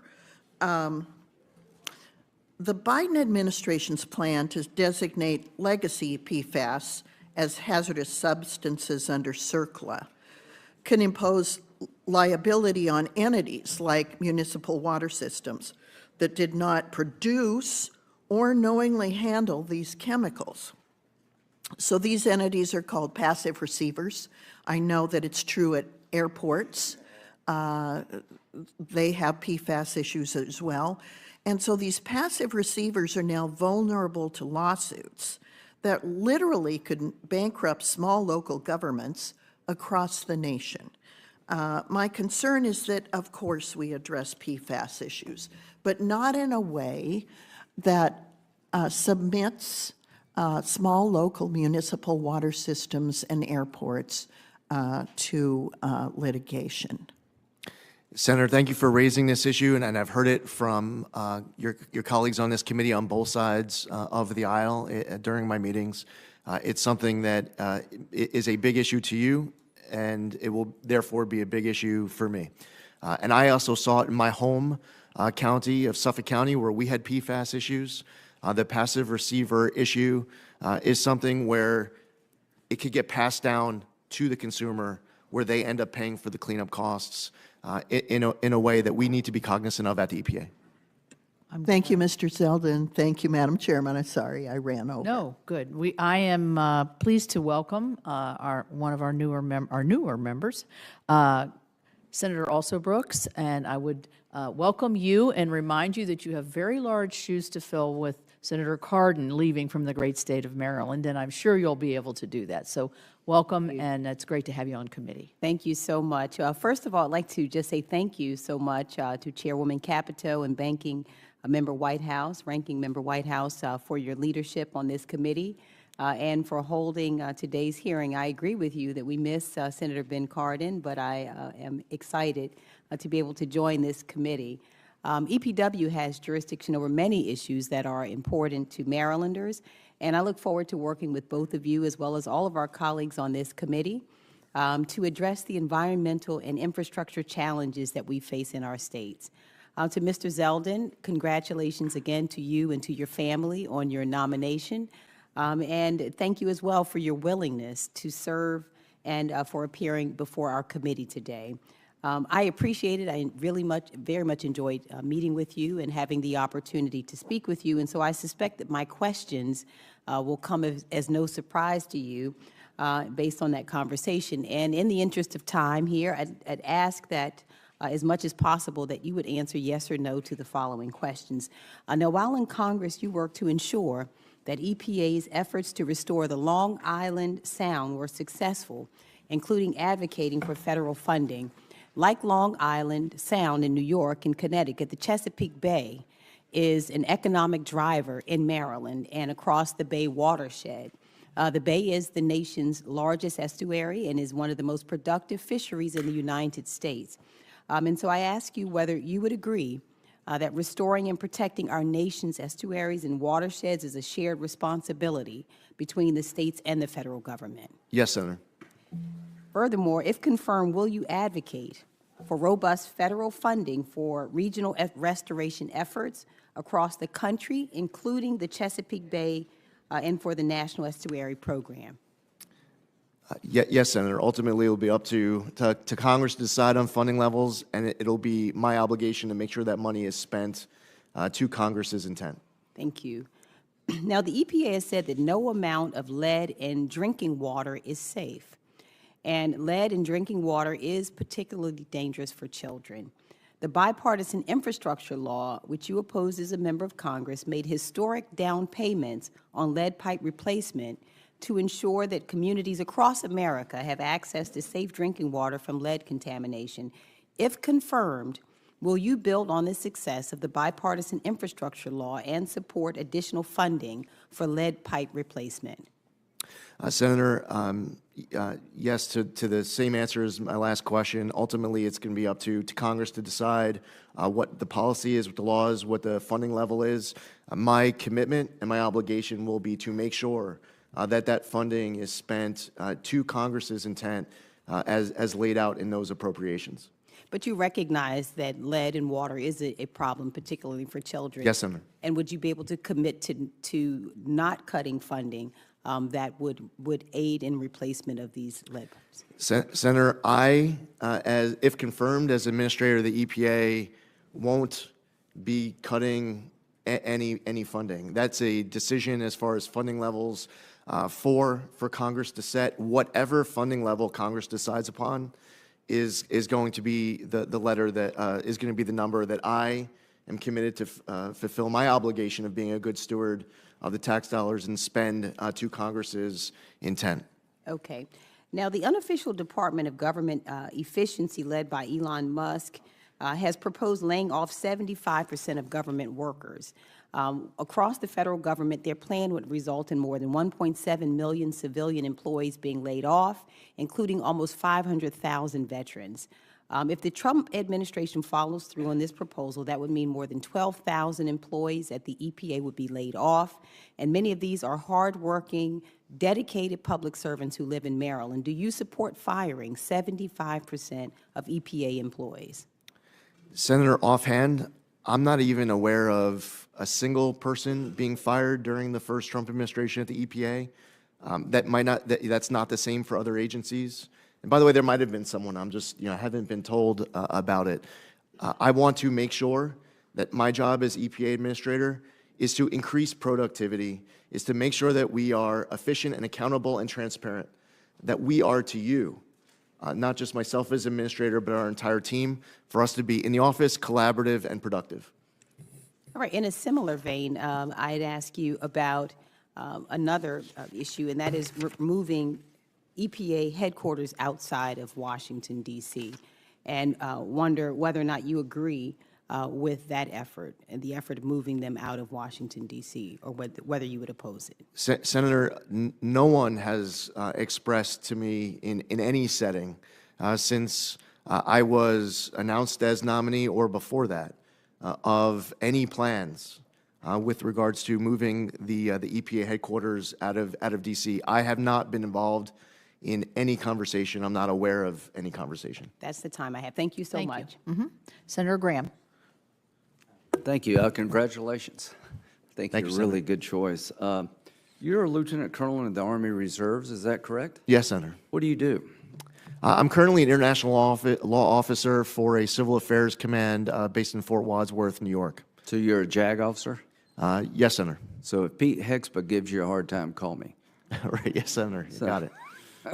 So So Senator Whitehouse and myself have been working on climate issues for a long time, and I saw that you were chairman or a member of the Bipartisan Climate Solutions Caucus. Is that correct? Yes, Senator. Why'd you do that?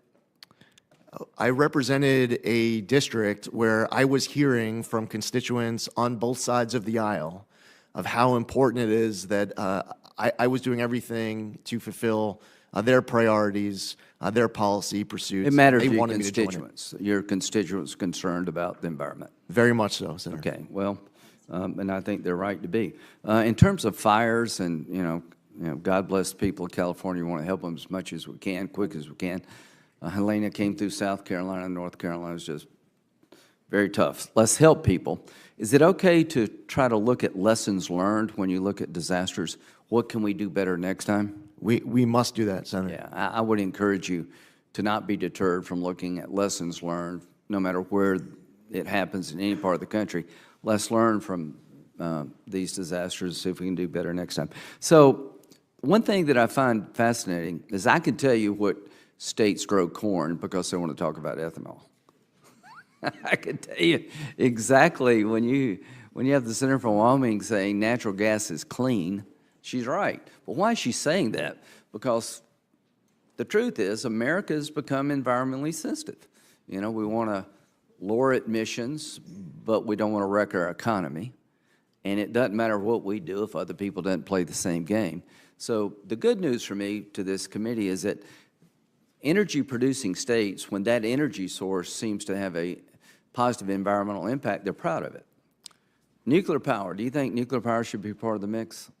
Yes, Senator. Yeah, me too. I think small modular reactors need to be looked at again. We had disasters building big nuclear power plants, but they're non-emitting sources of fuel. Like every other fuel source, they have their problems and downside, but I'm glad, I think my state has the most power from the nuclear industry per capita than any state in the nation, and I'm a big fan of trying to expand our nuclear power footprint. Look forward to working with you. Now, no matter what we do here, I think a lot of us feel like we've gone too far. EPA's ignored the law. They kind of have a political agenda rather than a congressional agenda, or they violate Supreme Court holdings. We'll have that debate among ourselves.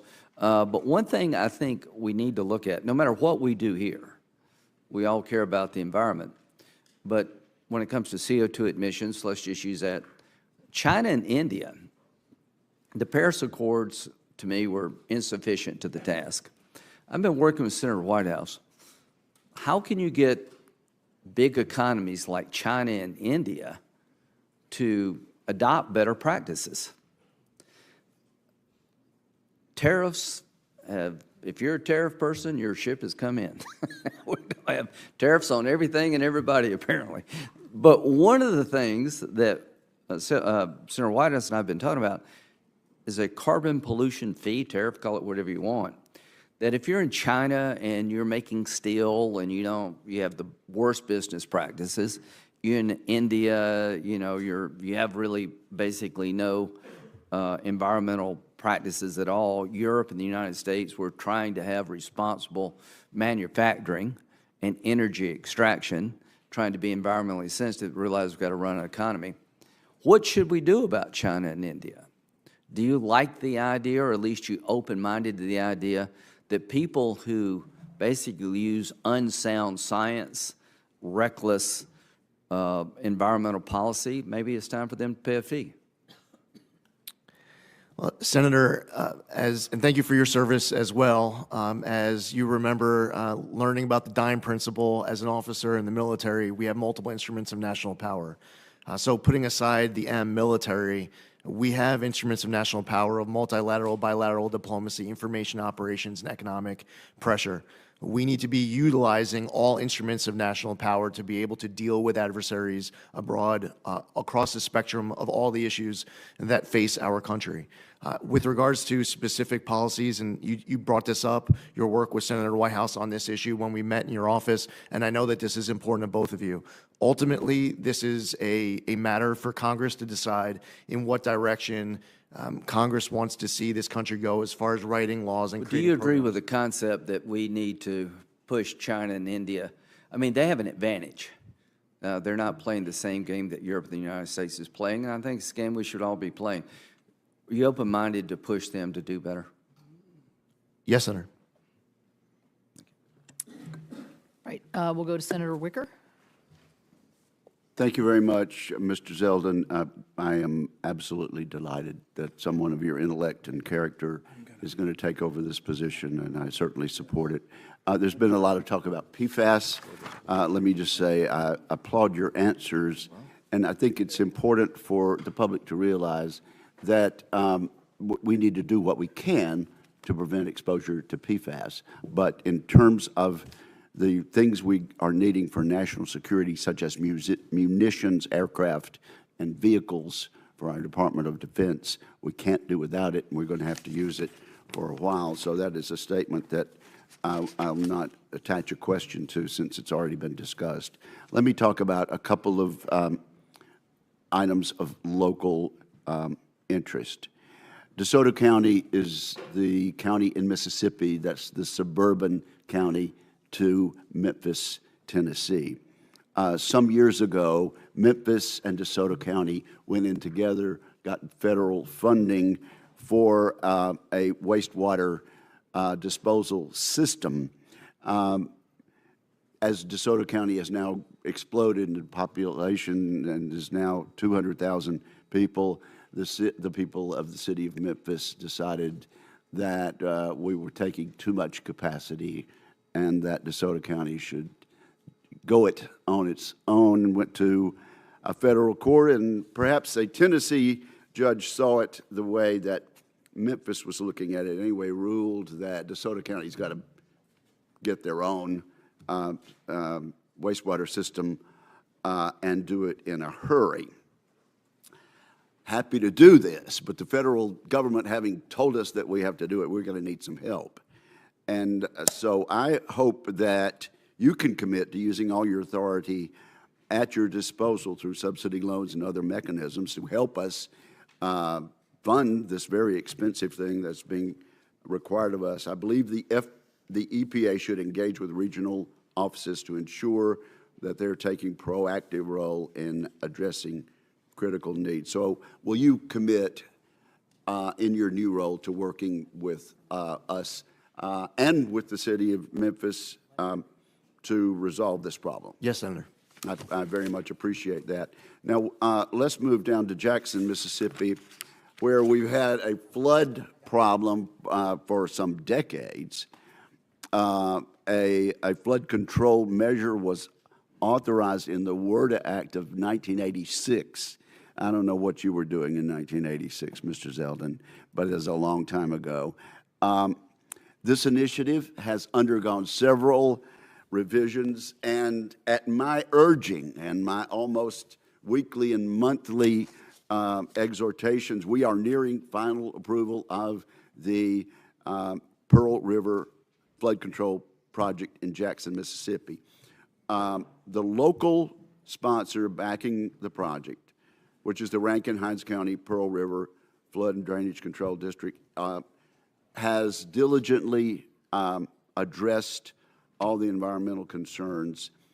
I hope we get approved in this calendar year, but I don't want decisions made in some room where our guys are not there to at least put their point of view in. So would you agree that local sponsors should be involved in discussions, scheduled meetings, and activities related to finding solutions as we go forward in the final stages?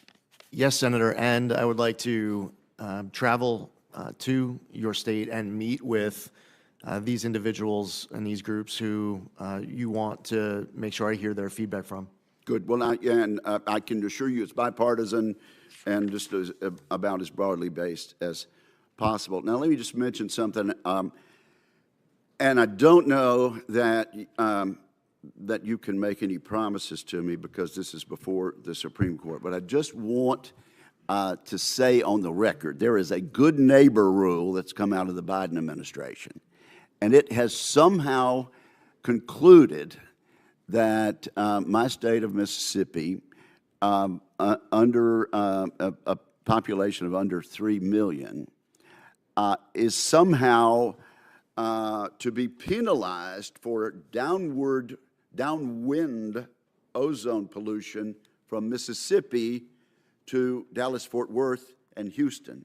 Now, those of us who've seen weather maps, we know kind of the way weather travels. It doesn't travel from east of the Mississippi back to Houston and Dallas, but somehow they have determined that our largely rural state of Mississippi should be penalized for ozone pollution in Dallas and Houston. The Supreme Court's looking at it.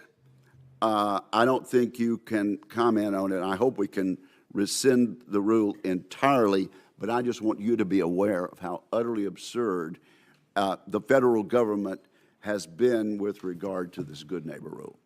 Understood, Senator. Thank you very much, and thank you, Madam Chair. Certainly. Senator Padilla. Thank you, Madam Chair. I think you need your microphone, sir. Thank you, Madam Chair, and want to, first of all, congratulate you on the nomination, congratulate your family that's here to support you, and acknowledge what I understand is a very positive exchange you had with my colleague from California, Senator Schiff, in regards to the current wildfires and EPA's role, partnership, response, and our ongoing need to maintain that. So I, too, look forward to welcoming you out to visit the impacted areas. So that allows me to actually raise some other issues of priority and concern for California. I appreciate your comment when we had a chance to meet in my office about your respect for the rule of law. I think that should be important for all of us, right? And the directives that you respect that Congress has given to the EPA is in that category. In the Clean Air Act, Congress has specifically exempted California from federal preemption of air emissions standards. The law is quite clear that EPA must grant waivers of federal preemption absent certain disqualifying conditions, and very clearly does not provide any authority to revoke any waivers that have already been granted. So that's current law. Now, you said you follow the laws that Congress has enacted, so we therefore commit to following the law when it comes to California's Clean Air Act waivers that have been granted. Senator, I can commit to every member of this dais on any question and every issue that gets brought forward that I will always follow my obligations under the law.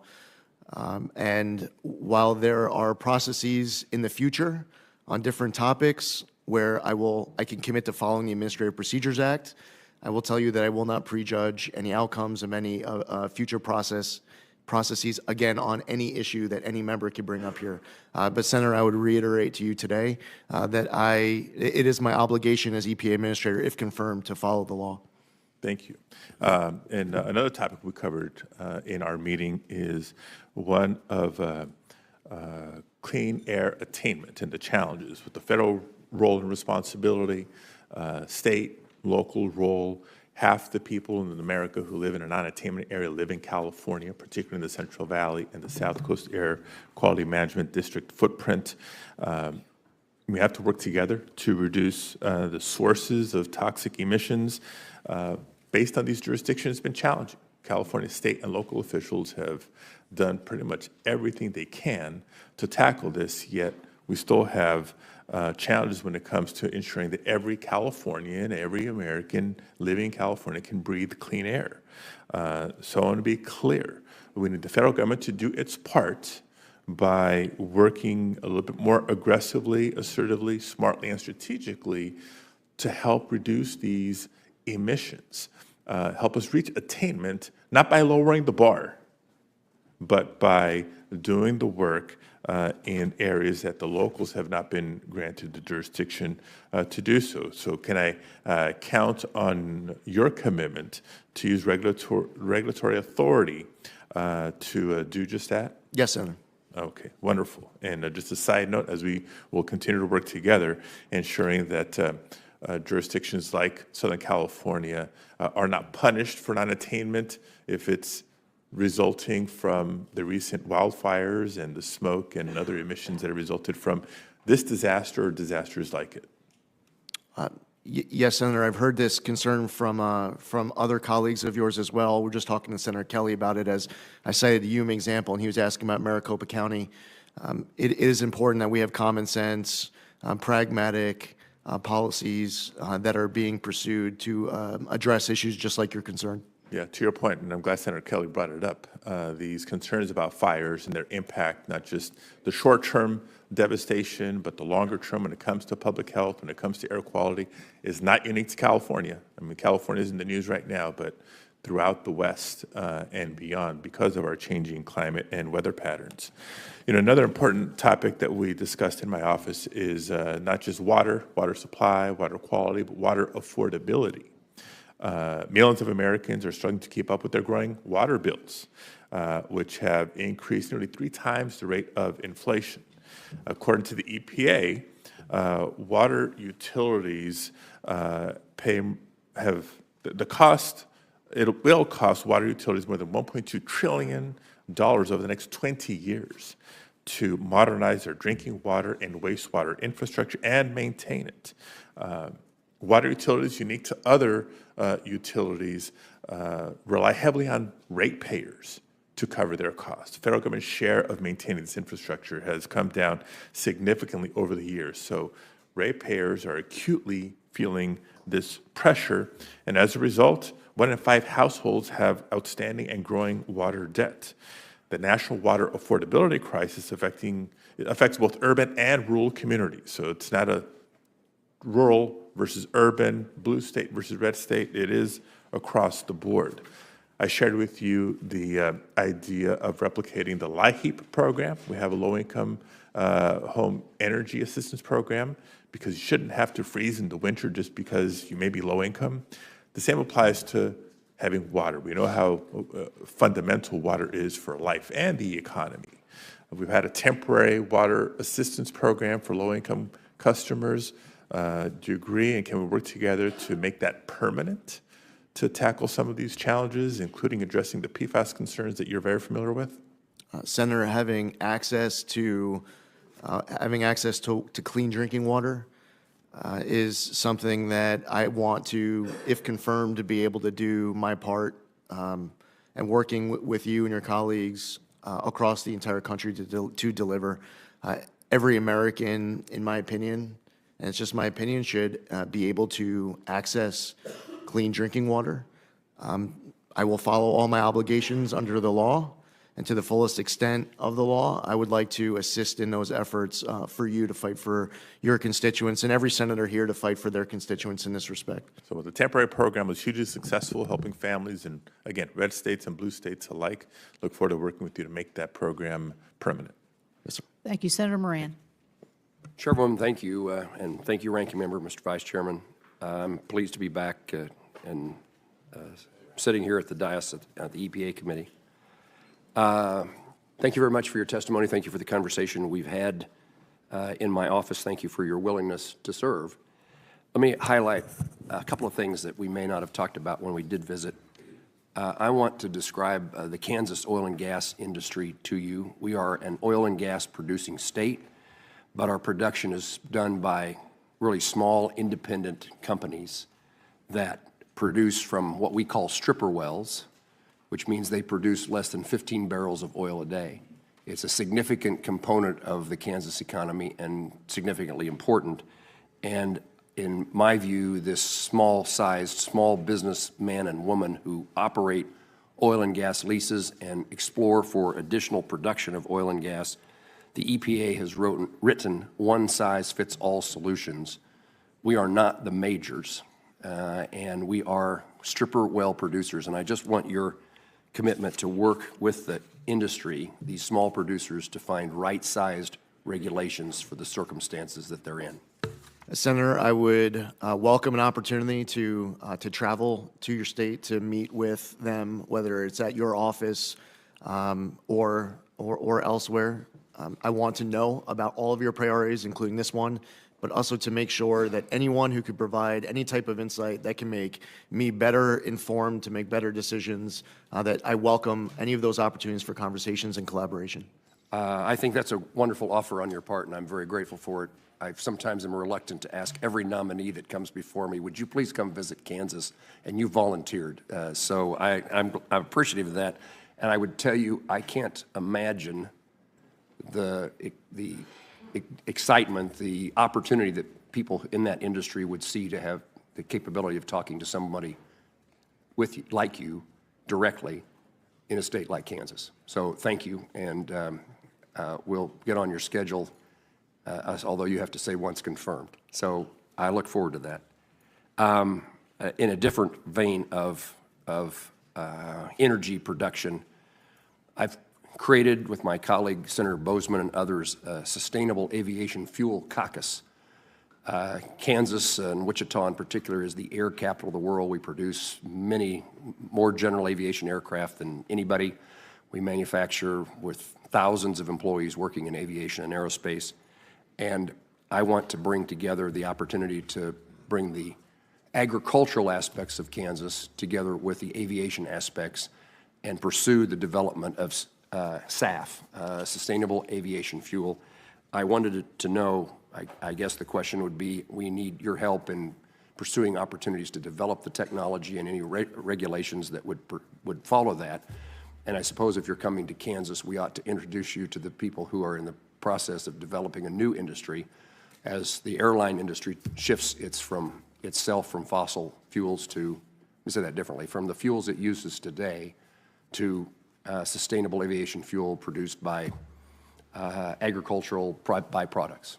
Senator, I look forward to that conversation as well. Okay. The state revolving funds, I don't know whether anybody's asked this question before, but it'd be a mistake for me. That clean water and drinking water state revolving funds are hugely important. I represent a lot of communities in which they are placed under significant requirements by the federal government, but they don't have the ratepayers. They don't have the number of users of water. It stands out to me, the small town in my home county, a town of about 80 people, have a regulation that they couldn't raise the rates on their water users sufficiently enough to pay for the regulations. And so the Clean Water and Drinking State Revolving Fund is hugely important to help small communities meet the needs. Many, if not all, want to meet those standards, want their consumer, their water purchaser, to have the cleanest, safest drinking water possible, and yet the rules are so unaffordable, they don't know where to turn. I'll work with you, and I just want to make sure that you would commit to continuing to support a robust funding. Yes, Senator. Ultimately, the funding level will be set by Congress. It will be my responsibility to ensure that I'm doing my part to fulfill congressional intent and being a good steward of tax dollars so that I can report back to you on all sources of funding coming through the EPA. This specifically, I've heard from other colleagues of yours on this dais as a top priority of theirs, and therefore it will be a top priority of mine too. I thank you for that. I would also add that you should need to be a voice within the administration as the budget is prepared and OMB makes decisions in support for the fund as well. It's certainly true that presidential budgets are not irrelevant, and it's useful if we start with a robust number that is beneficial to the country. Last question I'll ask is, I'm interested in what our country's doing. I'm involved in the national security aspects of my time in the Senate involves those things. Is there any role for EPA to play in the critical minerals world? Yes, Senator. President Trump has expressed a desire of having an energy council. He wants there to be collaboration between different agencies of different levels of jurisdiction. That involves everything from permitting reform, which is one topic actually that I heard Senator Whitehouse reference earlier in his opening remarks. I believe that it is important for agencies to be working together, regardless of whether we are the lead agency or we have a different role to play of following another agency. But I look forward to any collaboration working with other agencies to do EPA's part. Congressman Zeldin, thank you for taking my questions and responding. Thanks, Senator. Thank you. Last but not least is someone who also has some big shoes to fill, as the former chairman of this committee was from the great state of Delaware. But I know that Senator Blunt Rochester is well up to the task, and we welcome her to the committee and welcome you to the questioning. Thank you. Thank you, Madam Chairwoman, and thank you so much to you and the ranking member for the warm welcome. I'm excited to be on this committee. Senator Carper and I wear different types of shoes. I wear pumps.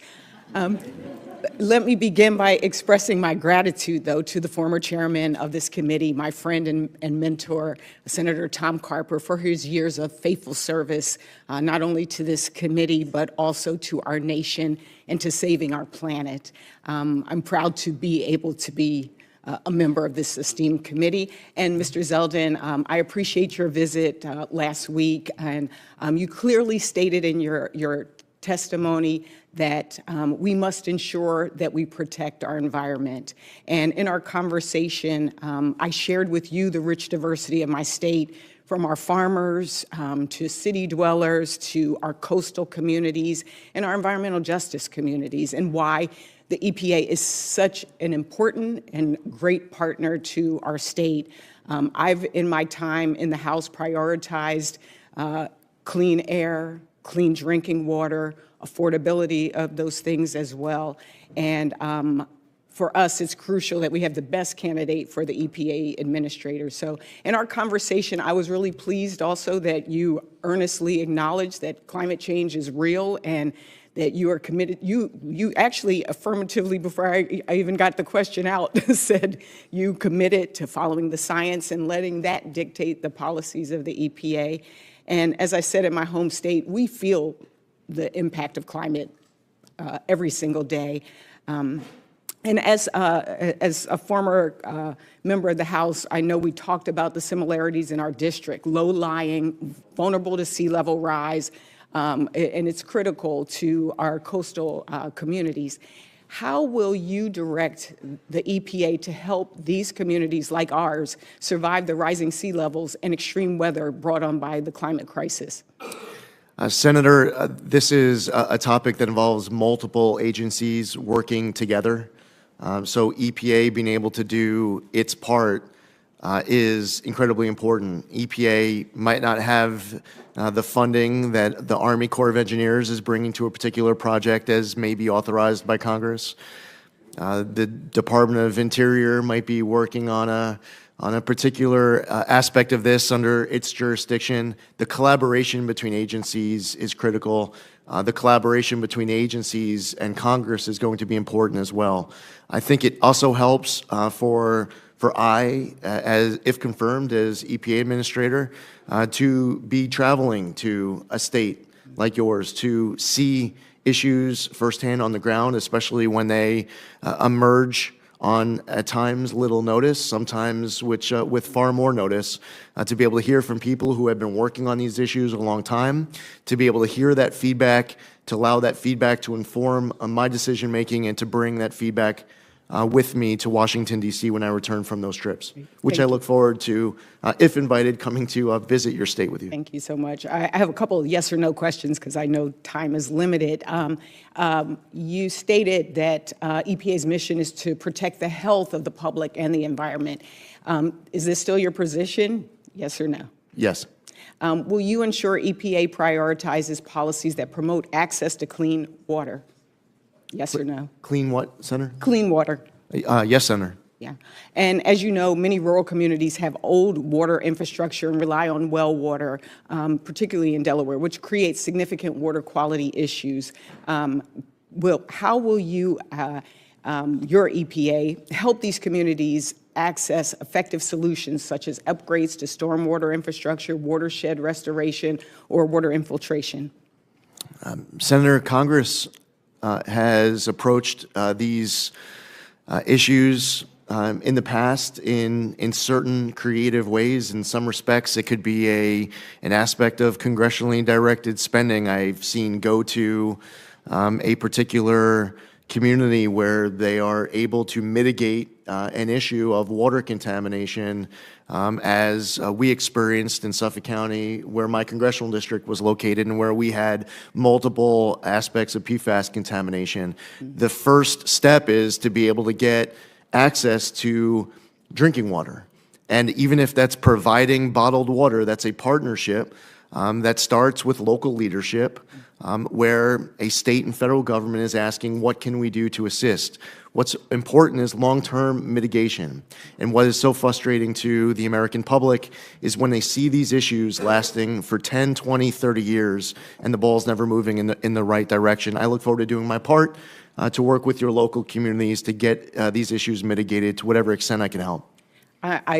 You actually brought up for me something that was personal. We have communities that did not have access to clean drinking water in our state. And so it was important for us to work on that revolving state water fund, getting that water to those communities, but also the water affordability. And Senator Padilla mentioned the work on the LIHEAP for low income for water programs. I led that charge in the House side and would love to continue working, again, to make this a permanent program for those families.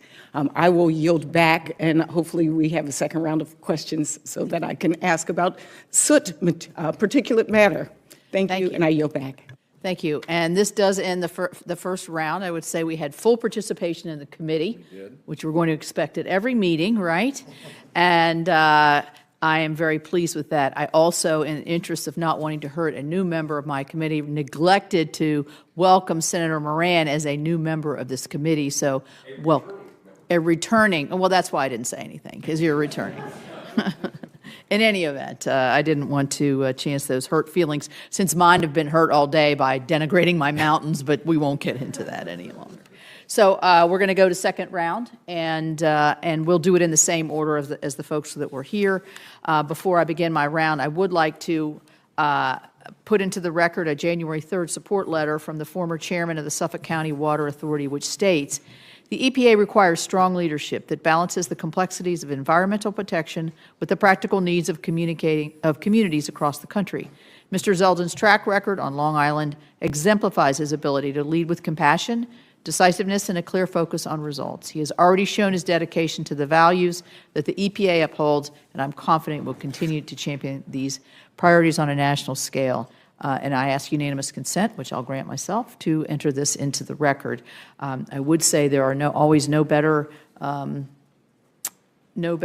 advocates than our local advocates who actually work with us all the time, and obviously you have a very strong constituency there.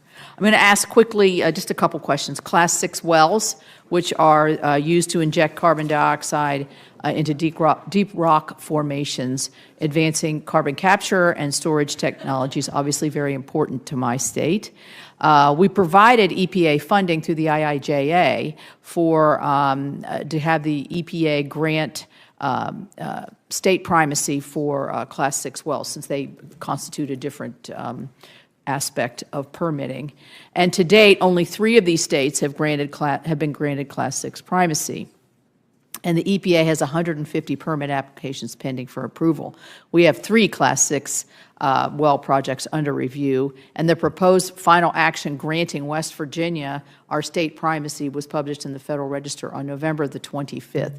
This is going to be very important to us, as we had testimony last year that the North Dakota, who has primacy, was able to permit, I think, 7 wells in a short period of time, whereas the EPA, as they were trying to permit under their federal authority, it took them over many more years the time to permit just 3. So you can see how those who, again, who are closest to the situation have the ability to make good decisions. So will you prioritize the timely completion of West Virginia's Class 6 permitting process and work with me to ensure that the EPA is a resource rather than a barrier in this transition? Yes, Senator. Thank you. You mentioned permitting, and I was very pleased to hear Senator Whitehouse mention permitting reform. We've had lots of stops and starts over the last probably 2 to 3 years on this very issue, and it's holding up construction of critical energy, manufacturing, infrastructure, transportation, doesn't matter what kind of energy, renewable energy, pipelines, whatever. So we need to make it easier to build in America. I believe that's President Trump's vision as well, by modernizing and streamlining our environmental review and permitting processes. Congressman Zeldin, what opportunities do you see for EPA to be able to establish more efficient and predictable permitting processes, in addition to working with all of the other agencies that play a part in this on these vital decisions? And Chairman Capito, that last part of your question is key for different agencies to be able to work with each other, collaborating with each other, and also for agencies to be able to collaborate with Congress on any opportunities that Congress sees to pursue permitting reform as well. As far as EPA jurisdiction goes, we see a role of the EPA, for example, as it relates to environmental impact statements. There are different issues where there will be opportunities for the EPA to follow its obligations under the law. There's a possibility that Congress might choose to make changes to the law on items that are under EPA jurisdiction. I would look forward to doing my part to make sure that the EPA is not holding up any opportunities to be able to pursue sound applications that otherwise would be and should be approved. Yeah, I think a lot of times in the public domain, permitting reform means to certain people skirting the rules or breezing through environmental reviews without really taking them seriously or actually having them science-based, as we've talked a lot about today. That's not what permitting reform means. Permitting reforms means make these environmental, clean air, clean water rules and others and other agencies work together and work so that we are getting the right result of clean air, clean water, but we're able to move forward. And so I look forward to that. Here's another West Virginia issue very quickly, and it's the Muddy Creek Restoration Project. It's 19 miles of waterways that has acid mine drainage. And West Virginia went about in coordination with the past Trump administration, and it was initially championed by the Biden administration to deliver real results in cleaning up this area of our state. It was a true win-win. The Biden administration, for some reason, which we can't figure out, flip-flopped on this, and they just started putting more burdensome, costly, and a much, much slower cleanup process. So you're still having your acid mine drainage while we're getting hung up here. It threatens projects like Muddy Creek and discourages other communities from pursuing similar efforts to achieve real environmental remediation and benefits. Will you commit to me, working with me in the state, to try to reverse these counterproductive changes and cut the red tape and restore this for more cost-effective but also better environmental results? Yes, Chairman Capito, I know how much of a priority this is. You've been outspoken on this issue. It's my commitment to work with you as soon as, if confirmed, as soon as I'm in that position, I'd welcome that opportunity. Thank you. Senator Whitehouse. Thank you again, Chairman. Mr. Zeldin, I have something of a life experience PhD in fossil fuel pressure politics, and they'll be coming after you hard, and they'll be feeling very entitled based on their political spending toward a Trump victory. I have two questions when you're faced with that. The first is that prominent voices in Trump world have been saying that it is important to traumatize EPA's workforce to drive them out. They've been saying that it's important to cut EPA's workforce by 2/3 or more, not just Washington, but the field, the entire organization. And they've been saying that it's important to destroy the professional civil service protections of EPA's workforce. How do you respond to those three threats?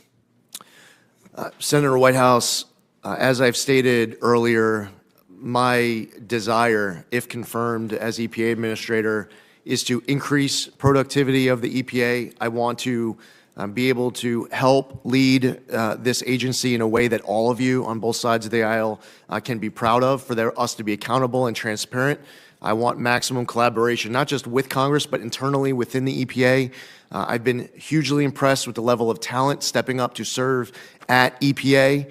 And that is the pressure that I am feeling at this moment, is to bring out the best of EPA to make sure that we are fulfilling our mission of protecting public health and the environment. You will not support executing on those three threats? My commitment to you is exactly as I had stated, Senator Whitehouse, and I am not coming into this position with any threat. My position as I sit here is a promise, it is an obligation, and it is a commitment to do my part, to do the best job possible in leading the EPA to fulfill its mission in a way that follows its obligation under the law and is one that this committee can be proud of. The second question that I have is that while you've made a lot of good and sound statements here today, it's one thing to say things in this environment, and it's another thing to stand by those guns when the pressure comes at you. And if you look at your past, if you look at your influence and advocacy work with American First Policy Institute and America First Works, the big donors have been pharma, the massive corporate lobby, Goldman Sachs, a Morgan Stanley fund, and a billionaire fracking CEO. We don't know who the rest of the donors are because AFPI keeps much of their donor list secret, but we do know of those. Your fellow board members at America First Works include the billionaire CEO fracker, the former CEO of the Texas Public Policy Foundation, which I view as a very significant player in the fossil fuel-funded climate denial armada, the successor to that Texas Public Policy Foundation CEO, and a third individual called the Chief of Intelligence and Research at that same, in my view, climate denial front group. In your political work, you've taken nearly $300,000 from the oil and gas industry back to 2007. You've had large campaign support from Koch Incorporated, which gave a total of about $60,000 when you count up all the contributions to PACs and campaign funds. David Koch himself maxed out to you, and Koch PAC gave $20,000 to your Lee PAC. In the wake of being so surrounded with so much corporate and fossil fuel influence, I want to give you two opportunities. One is to answer to me now, how is it that you will be able to separate yourself from the influence of these people and these interests when they come demanding things that they think they've earned politically? And I'll also turn that into a QFR so that you can, with a little bit more basis for reflection, make a more complete answer. So with that, over to you for your response, sir. Senator, I don't need any extra time for reflection on that one. There is no person who has ever provided any level of support to me or anyone else who has any special influence with me. When I was in the Army, I wore around my dog tags the 7 Army values. The acronym is leadership: loyalty, duty, respect, selfless service, honor, integrity, and personal courage. It is important for me to have always been able to approach this position with a clear conscience to make decisions that I can live with for my entire life. There is no dollar, large or small, that can influence the decisions that I make, who has access to me, and how I am ruling in my obligations under the law. Senator, I'm happy to enthusiastically answer that question on any day on the spot, and I would never need any extra amount of time of reflection. Well, good luck standing up to these guys because they're going to come at you. Thank you. I understand that a 5-minute break would be in our best interest. Would you like to do that now, or you want to keep going? Yeah, I'll take 5, I guess. Thank you, Senator. Okay. Thank you, Chairman. We'll come back in 5 minutes.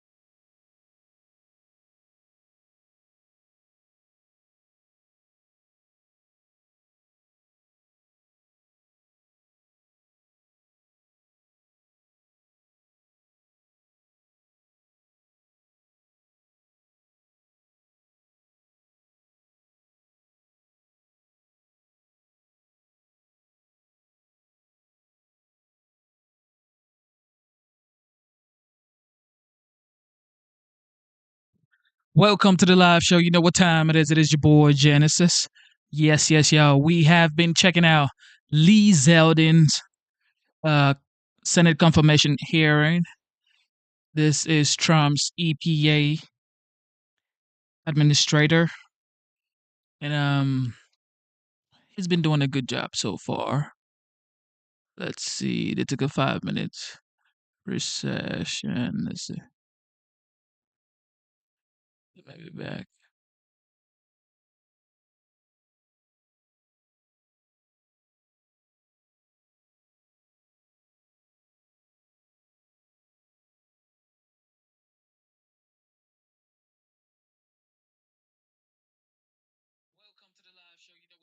Oh, great.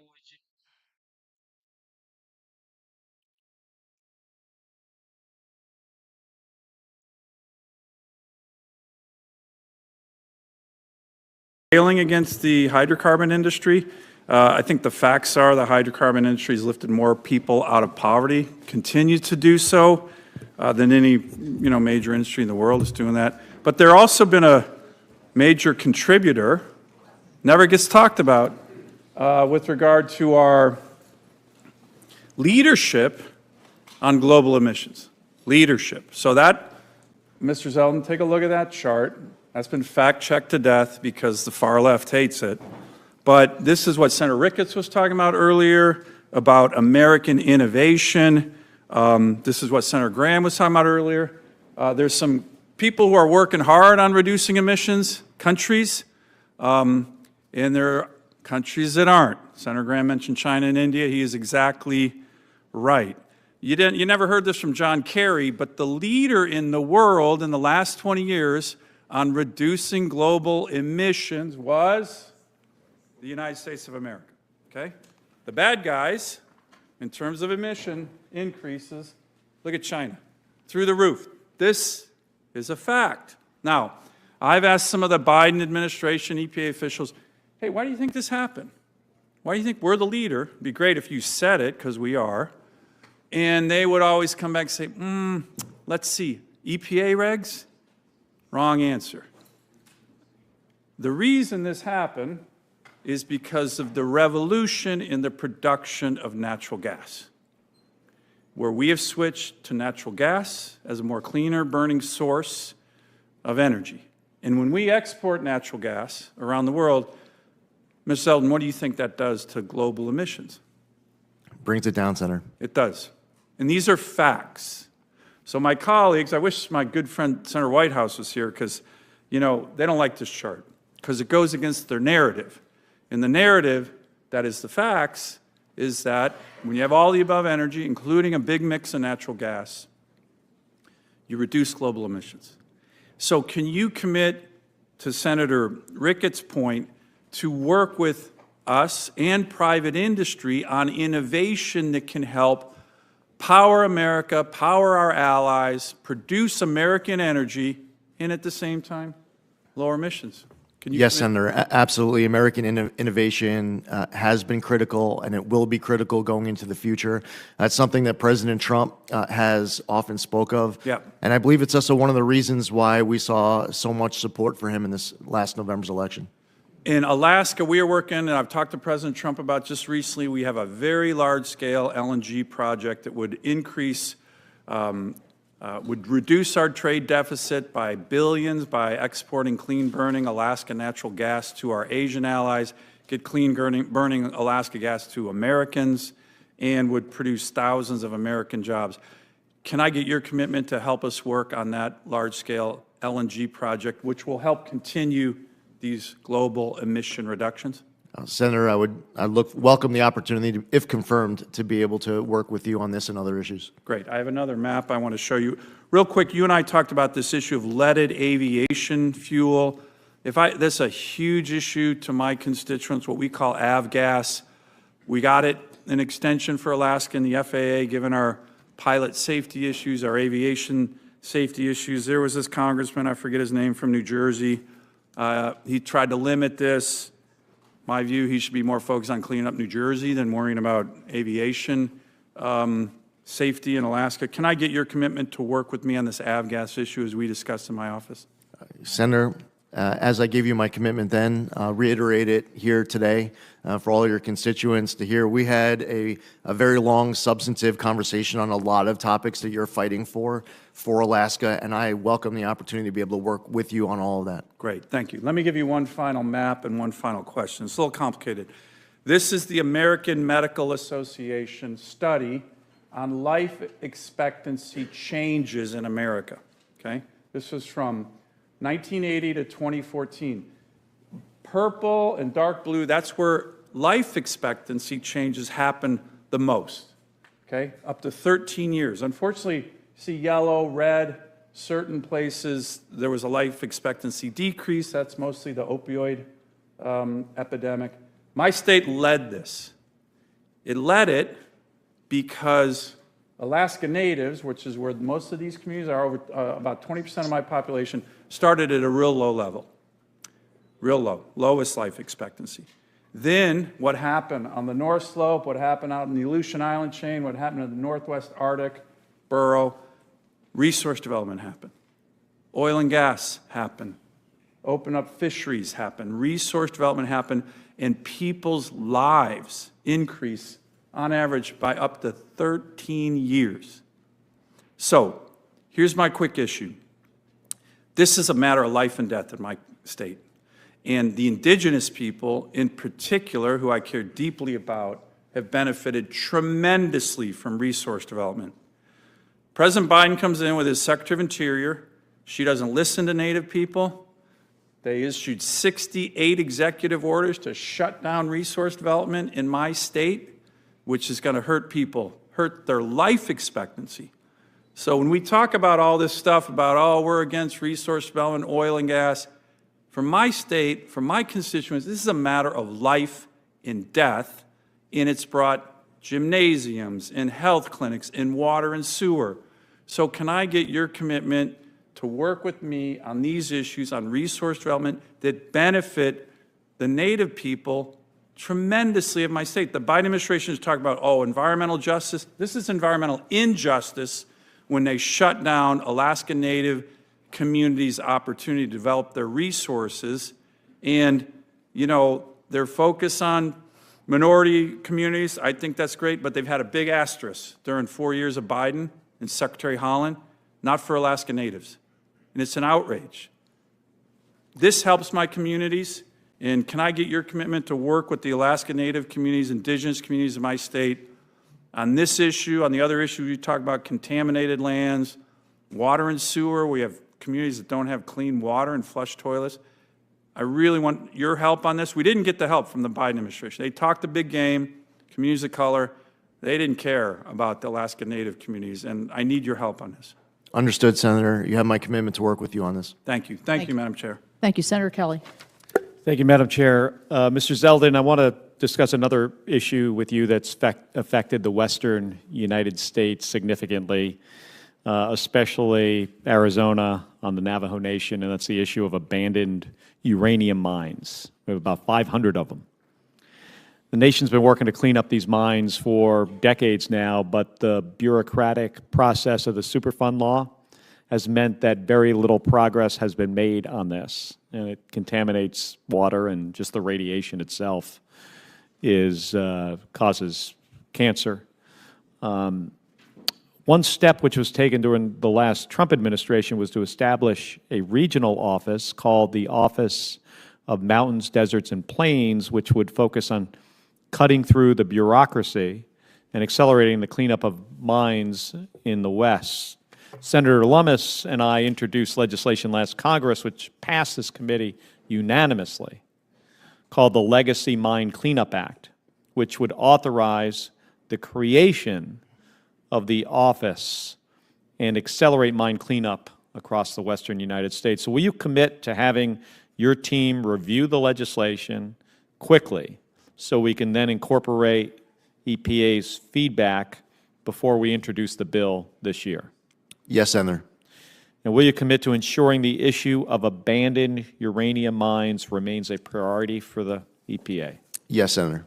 Well, thank you for that. And then one final thing I want to discuss with you is, and I know you've spoken about this during the hearing already today. I was not in the room, but my understanding is you talked about PFAS.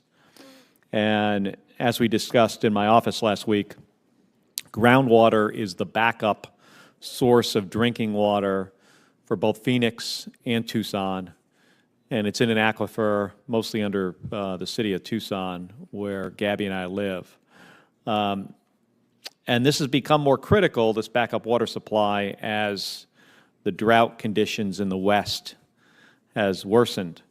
But especially the groundwater under Tucson in those aquifers have been contaminated with growing PFAS plumes. And the city had to shut down nearly 30 groundwater wells because the water exceeded EPA's drinking water limits. And to date, the city has spent more than $71 million on remediation costs and are in negotiations with EPA Region 9, with the Air Force, with the state, with Tucson Airport, and other private parties to resolve this. And throughout this process and spanning across presidential administrations, EPA Region 9 has been a consistent partner in addressing these challenging issues. So, Mr. Zeldin, if confirmed, will you commit to working with my team and the city of Tucson to address the Tucson PFAS contamination? Yes, Senator.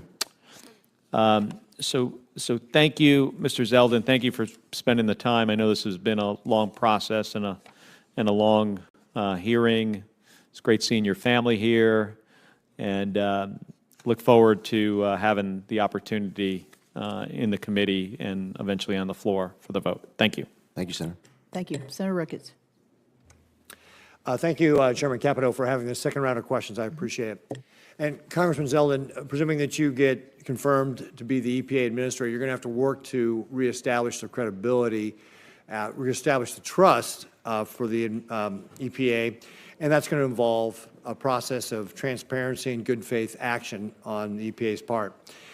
Part of what I expect you to bring back is accountability. President Biden's EPA had a $41.5 billion with a B, program to carry out EV mandates and environmental justice.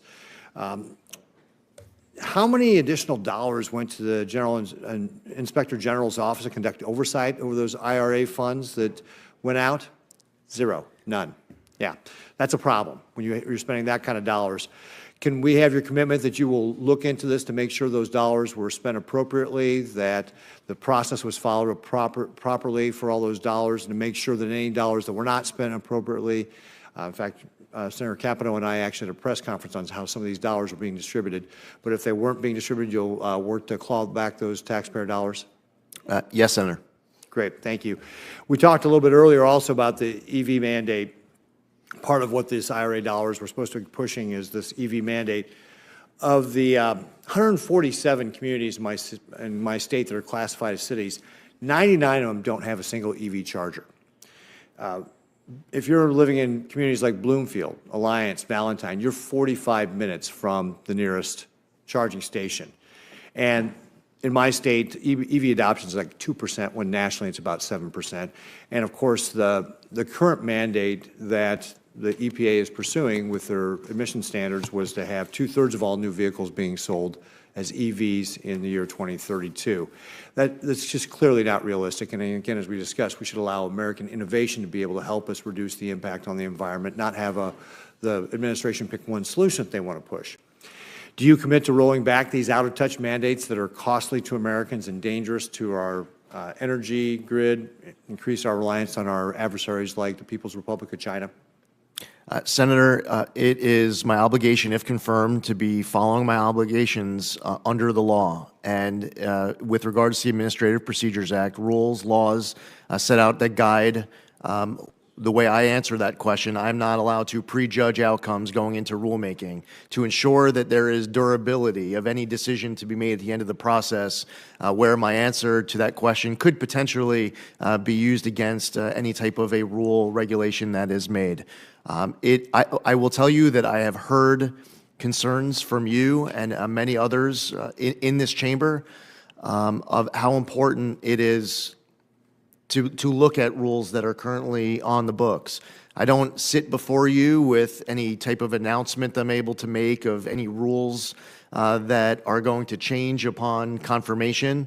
I will tell you that I will not prejudge outcomes. However, it is my commitment to follow my obligations under the laws set by Congress, to look at laws, decisions that have been made by the United States Supreme Court, and to make sure that we are pursuing common sense, pragmatic solutions that make sense to you, that you can defend when going back to the constituents that you fight so hard for from your home state. So I look forward to the opportunity of being able to make you proud, being able to make this entire committee, the chairman, proud in hitting the ground running to do my part so that the EPA is being accountable to you as a senator and is accountable to your constituents as taxpayers and as Americans. Right. Well, thank you, Congressman Zeldin. One of the things we also talked about was certainty. We talked about it in the context of the RVOs.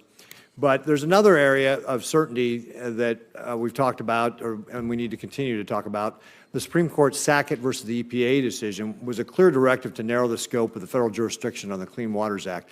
And here's just one of the things that just drives me nuts, because this has not just been a Biden administration. This happened under the Obama administration.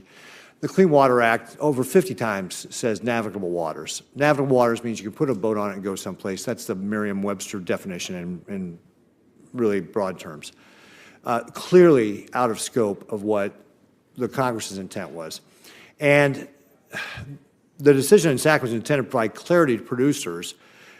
President Biden's WOTUS revisions have only confused it by talking about things like relatively permanent waters or unclear determinations on which waters are actually jurisdictional under law. Farmers and ranchers in Nebraska deserve better than an EPA taking years to decide the best way to regulate a ditch that might someday hold water. Do you plan on providing clear and durable waters of the U.S. guidance to producers as an administrator? Senator, I believe that it's incredibly important for the EPA to provide clear and durable guidance as it relates to waters of the U.S. The Sackett decision is easy to understand for any of those property owners in your state, yet still they have questions as it relates to the rules and regulations that are on the books. It should be as clear as possible so that your people can understand without having to go hire an attorney or someone else to assist them with compliance and definitions. Great. Well, again, I would just remind you that the Clean Water Act says navigable waters. It's a pretty plain English definition. Congress's intent could not have been more clear. And so just remind you as you're going through that process to keep that in mind. Thank you very much, Congressman Zeldin. Thank you. Chairman. Senator Markey. Thank you, Madam Chair, again, and congratulations on your new position. And respectfully to my friend from Nebraska, there is no EV mandate. Doesn't exist. There is no EV mandate. It's not a mandate. It's a clean car standard. It's just technology neutral, driven by American innovation and the need to protect our environment. So there is no mandate. I have to keep repeating that every time. So again, Congressman, Project 2025 proposes to eliminate the Office of Enforcement and Compliance Assurance at the EPA. Do you agree with that proposal? Senator, first off, I've never read any word of Project 2025. No, I'm not going to ask if you read it, but do you agree with the proposal to eliminate the Office of Enforcement and Compliance Assurance at the EPA? While that is something that I had never thought of before you're asking that question, no. It's an important function of the EPA, and we've had good extended conversations here about that topic during today's hearing, Senator. Okay, so again, that just prompted the question, and the answer is a very good answer. Thank you. And on the EPA Clean Car Rule, it's projected to cut air pollution and prevent about 2,500 premature deaths in a single year. And over the life of it, it would obviously be tens of thousands of lives which are saved. And it would save drivers $46 billion in fuel costs, 15 billion barrels of oil that would not have to be used, and $6,000 over the life of the new vehicle. So if confirmed, are you planning to initiate a new rulemaking that could undermine those clean car standards? Senator, if confirmed, I cannot sit before you and announce the initiation of any new rules. I have no announcements to make of rules that are going to change, and I plan on following my obligations under the law to ensure that throughout my tenure, if confirmed as EPA Administrator, that I never prejudge outcomes heading into that process. Okay, well, again, the savings are quite profound for American consumers, dollars in their pockets because of those much higher standards that don't require oil to be put into gasoline tanks, where we put about 70% of all the oil that we consume. In September, RFK Jr., the Health and Human Services nominee, went on the Dr. Phil show, and he said, quote, it's glyphosate, which is the active ingredient in Roundup. It's the pesticides, it's atrazine, it's the forever chemicals. We're mass poisoning an entire generation of kids. Do you agree with that conclusion by RFK Jr. that these pesticides are mass poisoning the kids in our country? Senator, I would welcome an opportunity to be able to read through all of the science and research that is being cited to support that conclusion, to be able to answer that question, following the review of that material. That's a review that I would need to I would need to engage in. Yeah, it's obviously a very serious question, and it's one that hopefully would have the EPA working with HHS on a resolution of that issue. And in the 2.5 years since its passage, the Inflation Reduction Act has spurred the creation of 400,000 jobs and $420 billion in investment. 193 million of direct federal spending actually has gone to your former congressional district since 2022. So regardless of your stance on the bill back then, it did become law, and more than $68 billion has already been appropriated by the EPA from the IRA and the bipartisan infrastructure law. So are you going to ensure that EPA's ongoing implementation of grants, which have already been fairly awarded under existing laws like the IRA and the bipartisan infrastructure law, that they're not impeded or are held up for political reasons? Senator, my commitment is to follow the law as it relates to so much of what's getting discussed during this hearing. That is the obligation that motivates me. I have to be prepared to sit before this committee and be able to answer questions as it relates to funds that have gone out the door, not just currently, but also in the future. It's important for me to get my hands, my head all wrapped around everything that's been going out the door. Senator, I was concerned when there was a video a few weeks ago of a political appointee at the EPA who was talking about how they were tossing gold bars off the Titanic to distribute billions of dollars before Inauguration Day on Monday. I don't know at all what grants were being referenced with that repeated comment. It was also referenced in that answer to you and to answer to every member of this.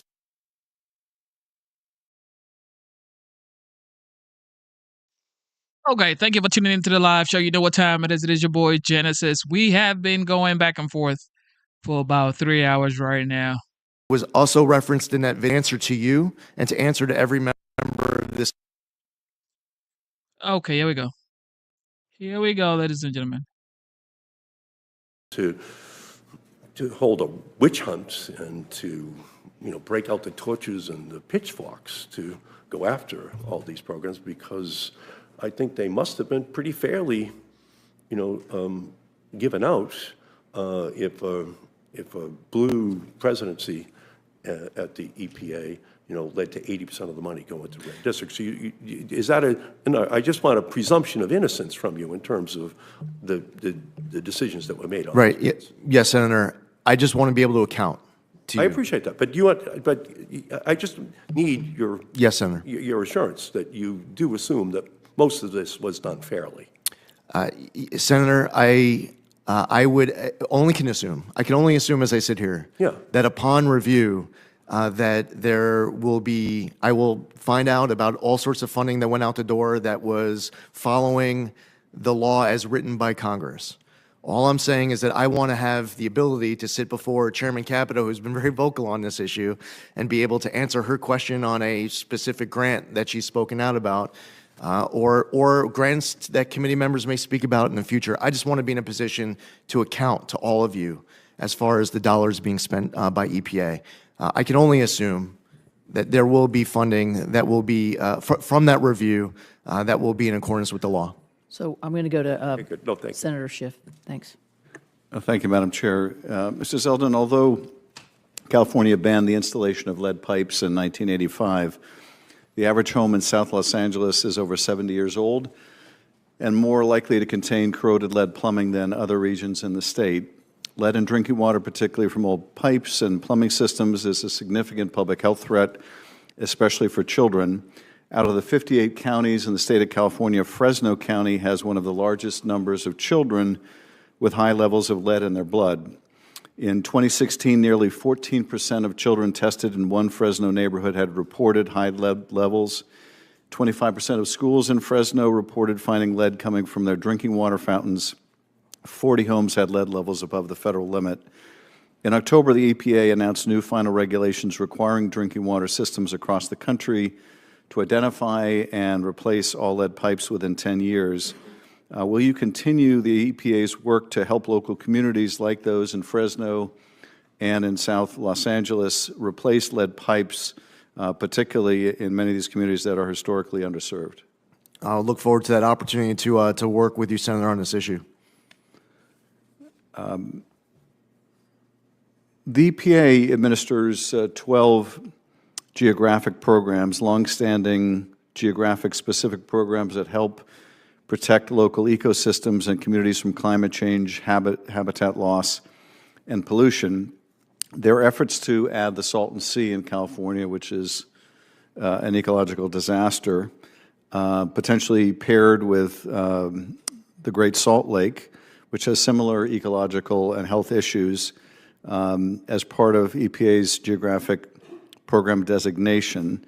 If successful, that would mean revenues that could be used to mitigate that environmental hazard in a very neglected part of the state. Will you pledge to consider adding the Salton Sea to one of these geographic programs? Yes, Senator. I know from our conversation yesterday just how important this is to you. I look forward to getting more familiar about this issue, and that certainly can be my commitment as I sit here today, that if confirmed, I would welcome that opportunity to work with you on this issue and see what I could do to assist. Thank you. Let me address a third critical issue affecting the health and well-being of millions of Californians, and that is air quality, not only in the aftermath of the ongoing wildfires, but also in the breadbasket of America. Unfortunately, we have some of the worst air quality in the nation, failing to meet federal health standards for both ozone and particulate pollution. This pollution directly impacts our families, our children, our communities. Last summer, residents of Fresno had just 10 days of healthy air, a stark reminder of the urgency of the situation. The EPA has long supported California's efforts to address this crisis through clean vehicle programs, regulatory actions, and strong enforcement. We have to continue this vital work, pushing for policies that protect public health and create a cleaner, healthier future for the San Joaquin Valley and all of California. Do you support investments like the ones that the EPA has made in the San Joaquin Valley to improve the quality of air there? Senator, to the maximum extent possible under the law that I, if confirmed as EPA Administrator, can assist on this and all the other issues that you referenced here today, I would welcome that opportunity to be able to work with you. As far as specific funding commitments, I need to make sure that I'm following my obligations under the laws Congress sets out as to how funding should be appropriated so that I can account to you afterwards. So moving forward, if there's any funding now and in the future that EPA has an obligation to distribute to help with this, I welcome that opportunity. It's possible that I might need to defer to Congress to be able to give me access to funding for investments in the future, if that's part of what you're referring to. Regardless, you have my commitment to work with you on this. I appreciate it. Finally, one of the things that I found most striking as I have traveled around the state in the last couple of years, I expected, coming from an LA district, to get a full indoctrination on water and the competition between the cities and the farms over water, and I did. But what was more striking to me was just how many tens of thousands, if not hundreds of thousands of people in places like the Central Valley can't drink their own water. And here I'm not talking about lead, although lead is a problem there. But the flooding of dairy waste ponds into water wells, the depletion of the aquifers resulting in manganese. There are just thousands of people told you can't drink your water, you can't bathe in your water. A lot of these communities don't have the resources to address it, and I would, if confirmed, I would want to work with you to do everything we can to make sure that everyone in the state of California, and indeed the country, has access to good, clean drinking water. Yes, Senator, this is extremely important. No American should feel like a story they might hear about, read about, of poverty in Iraq or Afghanistan. No American should feel like they are living in some third world country or some war-torn country. Every American should be able to access clean water, potable water, and that's something that I look forward to doing my part, if confirmed, to be able to work with you and everyone on the committee to ensure that we are delivering as a nation. Thank you, Madam Chair. Thank you. Well, I am going to bring this down to a close here. My office has received numerous letters in support of Congressman Zeldin's nomination as EPA Administrator, with more continuing to arrive. The sources of these letters demonstrate the wide-ranging support of Congressman Zeldin's nomination, so I would ask unanimous consent to enter these 27 letters into the record for all to see. All right, we're unanimous. So I would like to thank you, Congressman Zeldin. I'd also make just several quick observations. It's obvious to me in the testimony and the questions that you took a lot of time and effort through you and your and the folks that were helping you to make sure that every member had access to you and had a conversation with you before you actually testified before the committee. I think that was definitely reflected in the tone and the substance that we saw here today. So I appreciate that. I know it's time-consuming and difficult sometimes to get on everybody's schedule, but I think you did a magnificent job here. And so without further questions, I would like to thank you and thank your family for being here and for your participation. Senators who wish to submit without written questions for the record have until 5 p.m. Tomorrow, Friday, January 17th, to do so. The nominees' responses to those questions for the record are due back to the committee no later than 9 a.m. on Tuesday, day after inauguration, January 21st.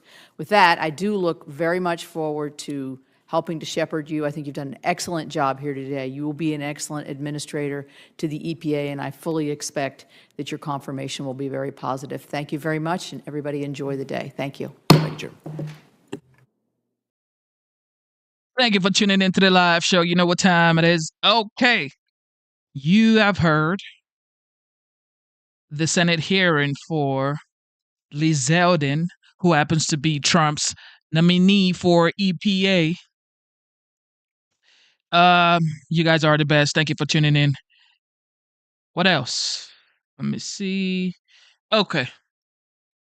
So, of course, if you don't know, or if you did not know, Biden gave a farewell speech yesterday. And we actually checked that out. He also gave another farewell speech today. And of course, Biden never, he never disappoints. He does what he does. He never disappoints, y'all. Tell you that much. Okay. Question: how many of you are going to DC for the inauguration? Let me know in the chat. How many of you are going to DC for the inauguration? Now, how many of you are going to join the military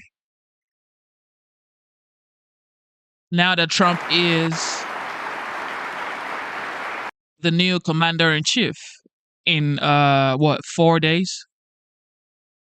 How many of you are going to join the military now that Trump is going to be the commander in chief? How many of you? Because I'm thinking about, look, I said it like a couple of months ago when we started streaming around July last year. Actually, yeah, July. So I said it around September, probably August. I said I was going to join the military if Trump won the election. Well, I knew it was going to win because I was going to vote for him, and I believed a lot of people were going to vote for him too. So, yep. So, how many of you are going to DC? First question. Second question: how many of you are going to join the military to serve the United States? Okay, you claim you love the United States. Are you going to serve? This right here is being an ambassador to the United States or for the United States. What we're doing right here, enlighten the people about what's going on in the United States. Educating each other, showing and promoting the United States. That's what this is right here. But joining the military, yeah, that's another ball game. Okay, that is another ball game. So if you're going to join the military, let me know in the chat because I'm thinking about joining. I'm thinking about joining the army. Okay, it might just be reserves or National Guard or whatever. Just want to have that on my record. Just want to have that on my record. Say I served. It might be for 4 years. It might be for 6 years. I don't know. Okay. I'm thinking about it. I've been thinking about this since last year. Okay. I have been thinking about this since last year. But I might. Okay. I might. All right. Here goes Biden. He delivers a farewell address to the Department of Defense. I am guessing. Let's listen. Thank you.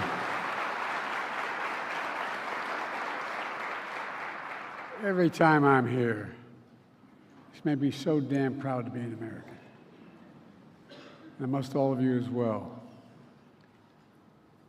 1% of you are defending 99% of us. We owe you big.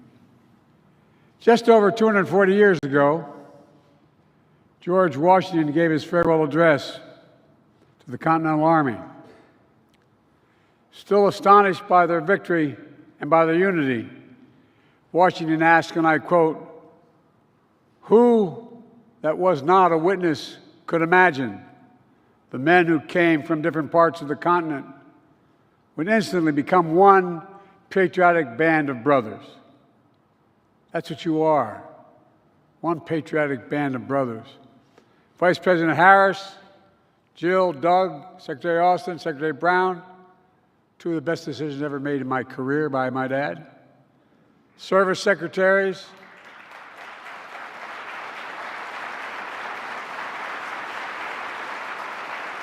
members of Congress, and most importantly, this patriotic band of service members before me.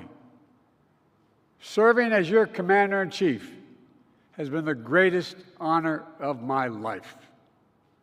While I'm deeply grateful for your thanks and affection, I'm here to thank you.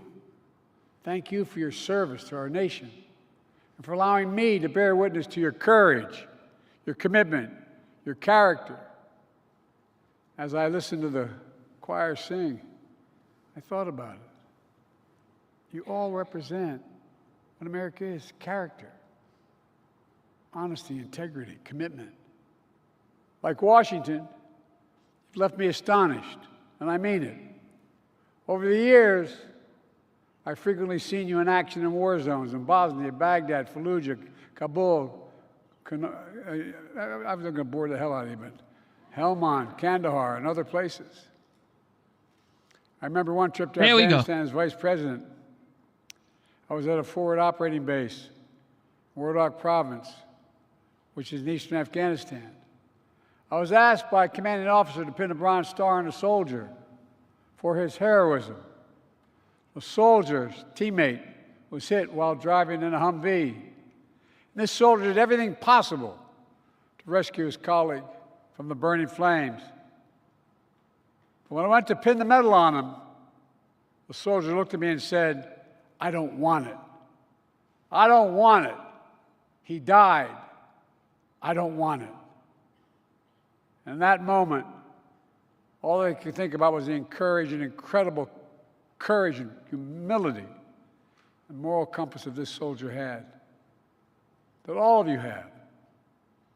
This is not hyperbole. You are simply the greatest fighting force in the history of the world. In the history of the world. That's a fact. That's not hyperbole. That's a fact. And there's never been a time in history when we've asked our military to do so many different things, so many places, all at the same time. And I want to be clear. You've done all these missions with strength, and maybe even importantly, with integrity. When I ask you to end our nation's longest war, it rose to the occasion, evacuating Americans, allies, and our Afghan partners, accomplishing the largest airlift in military history, and ending a war with the same courage that defined American service in Afghanistan for over 20 years. I believe history will reflect it was the right thing to do, but I know it was hard. After decades of losing your brothers and sisters, including the withdrawal, the pain was still real. And it was for me as well. Every day I still carry, every single day. It's my schedule. On the back of the schedule, every single day, at the top since I've been here, it says daily U.S. troops in Afghanistan. U.S. troops have died in Afghanistan. 2,465. Not over 2,000, 2,465. Troops wounded. 20,769. And every day we'll honor their sacrifice for continuing the mission for which they gave their lives.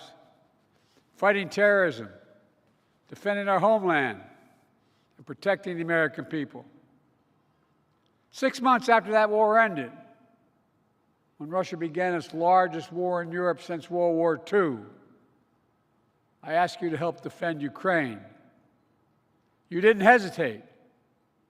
You kept Ukraine in the fight, trained Ukrainian soldiers and pilots, troops, bolstered NATO's eastern flank, and above all, you showed the world America stands up for freedom, stands with our friends. America stands strong with our allies. We never bend down. We bend down to no one, certainly not Putin.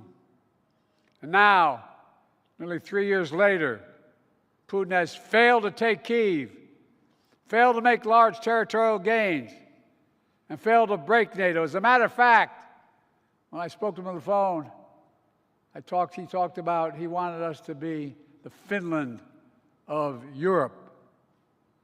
And I pointed out to him at the time, for real, that you're not only get the Finland of Europe, you're going to get the Finlandization, not of Europe. You're going to see Europe joining NATO, Finland joining NATO, Sweden joining NATO. And America's watch, dictators do not get to do whatever the hell they want. Then following Hamas's terrorism on October the 7th, I asked you to, excuse my back, by the way. My mother would be very upset. I asked you to deploy to the Middle East.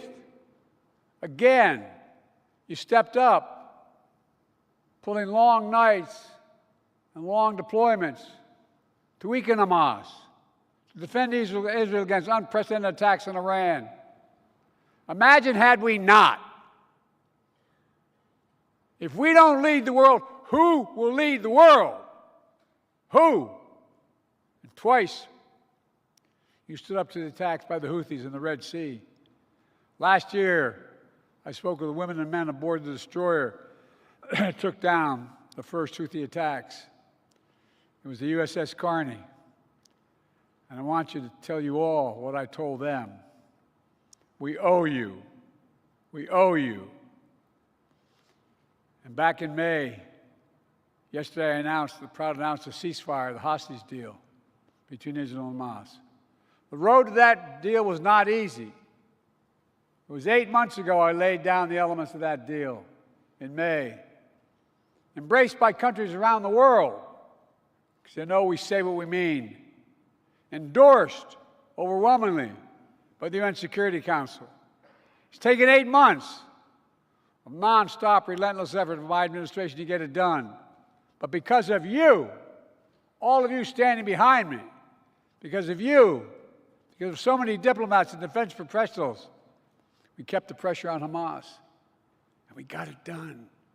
We got it done. And finally, when I ask you to strengthen America's position in the Pacific, in the middle of all the other conflicts and crises, you said no problem. You kept China in check. Remember when we took office? China was going to overcome the United States economically and politically by 2030. Everybody wrote that, except here in this building. The skies open, the seas free, and our allies close. You established our first trilateral defense partnership with Australia and the United Kingdom. Our first trilateral partnership that we said couldn't get done with Japan and the Philippines. And our first trilateral partnership between Japan and South Korea. Remember that? Camp David that said we couldn't do it. It wasn't me. It was America. We did it. That's what America does. And people know America's acting out of character. Our nation is so much, and so many others. Our nation has asked so much, so many others as well. Doctors and nurses, helping service members to learn to walk again, eat again, speak again. The National Guard members who dropped everything to help their fellow Americans during the fires and hurricanes. The Marines guarding embassies around the world. The scientists making sure we have an edge over adversaries. Interpreters who make our missions possible.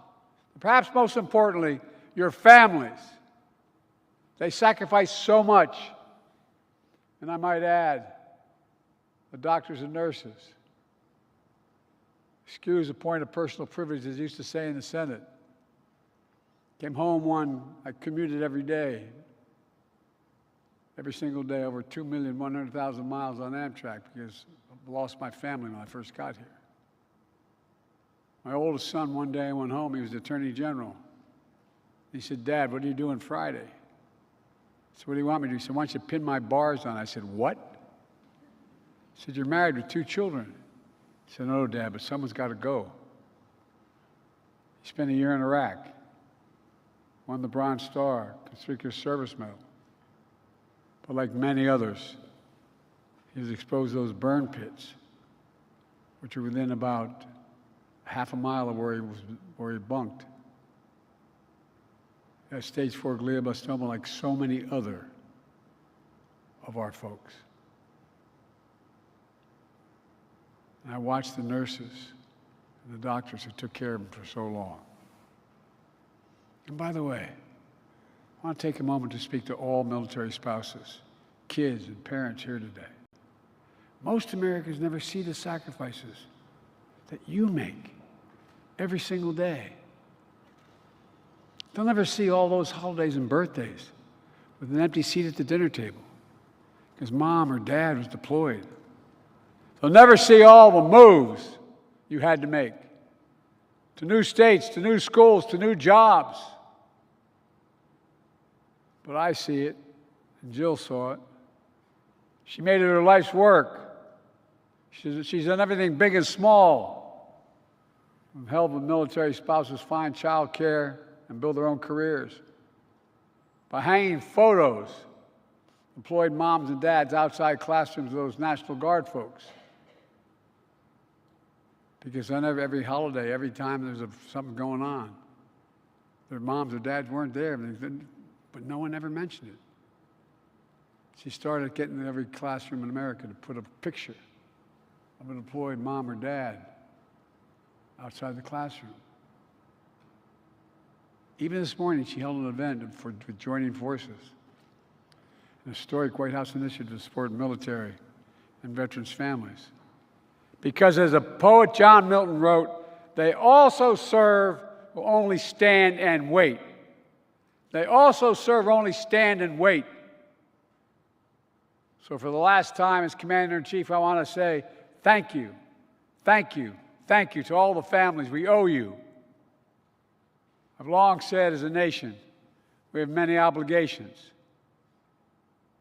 But I say we only have one truly sacred obligation.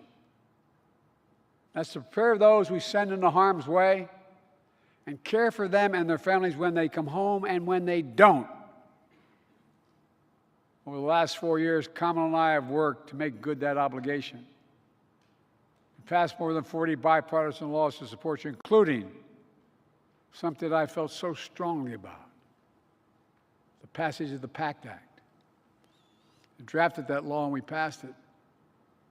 Now, it's already helped over 1 million service members and their survivors, their children, their access, everything from college to health care. These people were exposed to toxins. In my generation to Agent Orange, my son's generation to burn pits.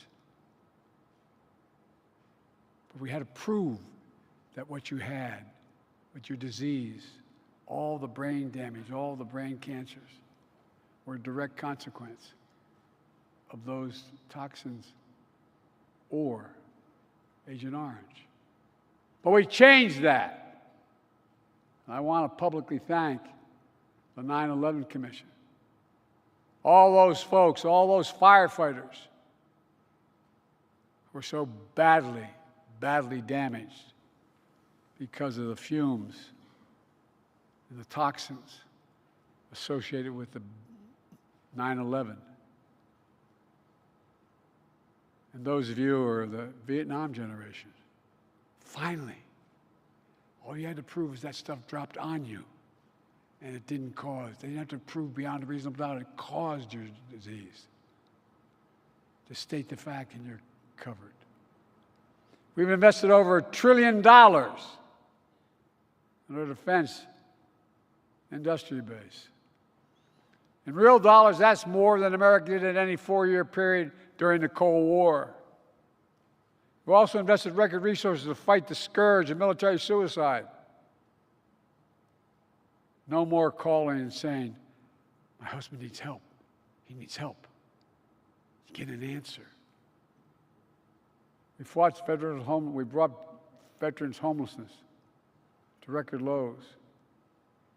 Made historic changes in the military justice system, which has reduced the rates of sexual assault for the first time in nearly a decade. We ended the ban on transgender service. We took landmark steps to create more economic opportunities for military spouses. We expanded opportunities for women in combat roles. And I'm proud to have appointed the first woman as a service chief in the history of this country. Clap for that, folks, because she deserves it.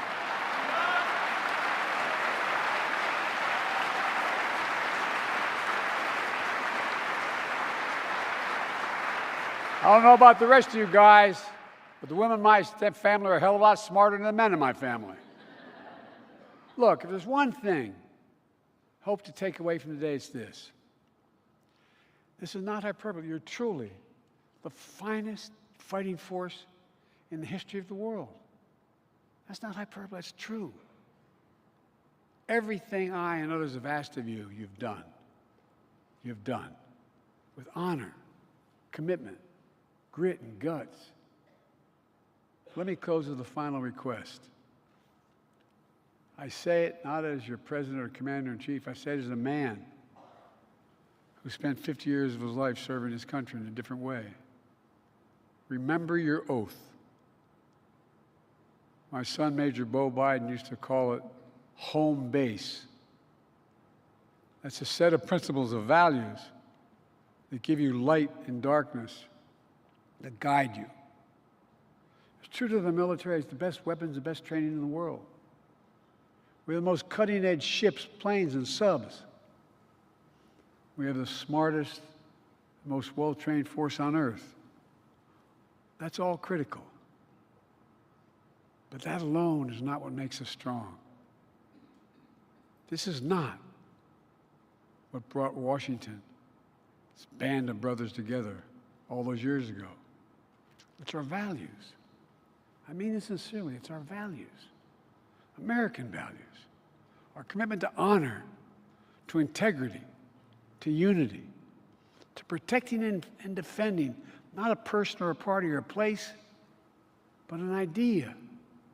Literally unlike, as a student official I can say, unlike any other in human history.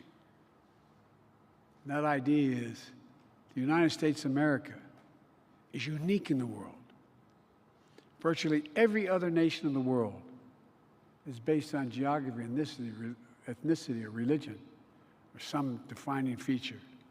But we're the only nation in the world, only nation in history built on an idea that we're all created equal. We know the words by heart. We're endowed by our Creator with certain inalienable rights. Among them, life, liberty, the pursuit of happiness. That's the idea that generations of service members have fought for. An idea you have sworn an oath to defend. As a nation, we've never fully lived up to that idea, but we've never, ever, ever walked away from it.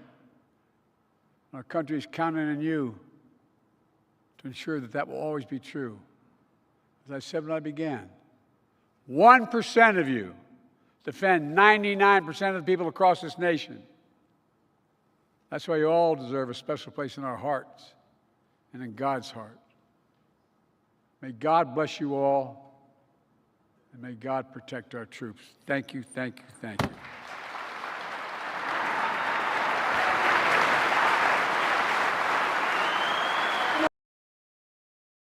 There you have it from Joe Biden, the President of the United States, the 46th President of the United States.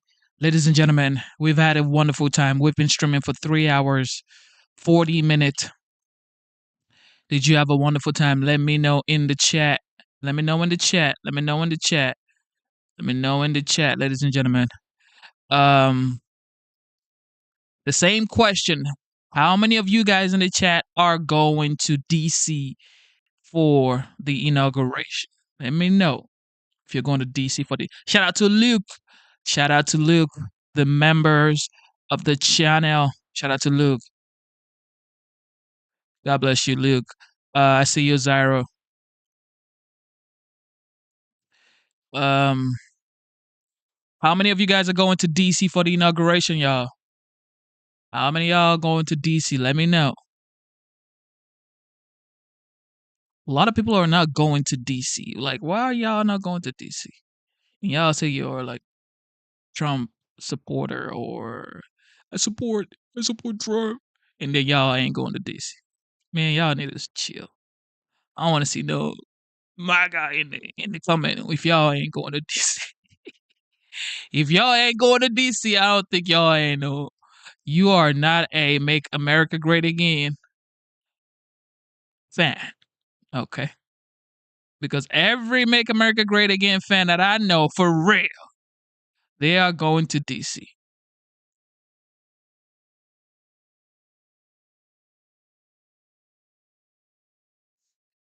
And everybody who is saying, well, I'm going to move out of the United States as soon as Trump wins. No. They're still here. They are still here in the United States. Nobody's leaving. DC says, DC, you need to go because your name is DC. We can't afford it, dog. Look, you could rent a car or drive your car. I wouldn't advise you to drive your car to DC anyway. Just get a car from Enterprise. It's probably like $60 or $70. Drive on the 19th, which on the 19th is the Make America Great Again rally, and stay in your car, okay, until the 20th. It's probably gonna be a 6-7 hours drive from where you stay. I'm in Georgia, Atlanta, Georgia. It's like a 7 hours drive to DC. So it's like get to DC. You're having a good time anyway. Everybody there is having a good time. So you get there, you're having a good time. Take photos. Like this guy is never going to be president after this 4 years. If you miss it, you've missed it. Like you've missed all of this experiences that you could get in DC for the inauguration. You know what I mean? So it's like somebody says, "Are you going?" I have tickets to go, and I'm still making my decision. But I am most likely to go. I'll probably get on the road on what is today? On Saturday, which is the 18th, or Sunday. Probably get on the road on Saturday night or Sunday. And I'm gonna take my daughter with me. And it's going to be very uh, it's going to be very cold in DC for sure. But I just want to have that experience with my daughter. She's 5 years old. Take some photos by White House. Um, just get some of that experience. Get some of that experience for. So when she grows older, she's gonna say, "Well, when Trump was president of the United States, when he became the 47th, my daddy took me to the inauguration, and here are the proof. Here's the picture." You know. Luke says, "I am patriotically watching it on the phone." I see you, Luke. Um, yeah, but I mean, if you don't want to go, you don't have to go. You don't have to go if you don't want to go. But I've never experienced an inauguration, especially for someone who I believe he is an inspiration to the world, to the United States, and to me personally. So, yep, I am doing all I can to go. Um, all right. So, for those of you who don't know, the portrait for the president of the United States, 47th, and the vice president is out. Check it out. Trump's picture is just wild.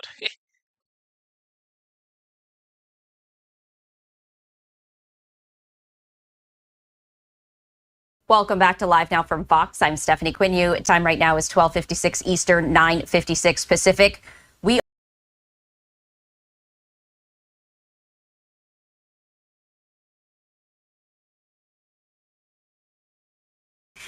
the official portraits of the team. No specific explanation as to why he has chosen this. Oh my goodness. This is the OG, the legendary, the 45th, now the 47th president of the United States, Donald J. Trump. Take a look at that portrait. What does that portrait say? That portrait says, F around and find out, yo. F around and find out. It says F around and find out.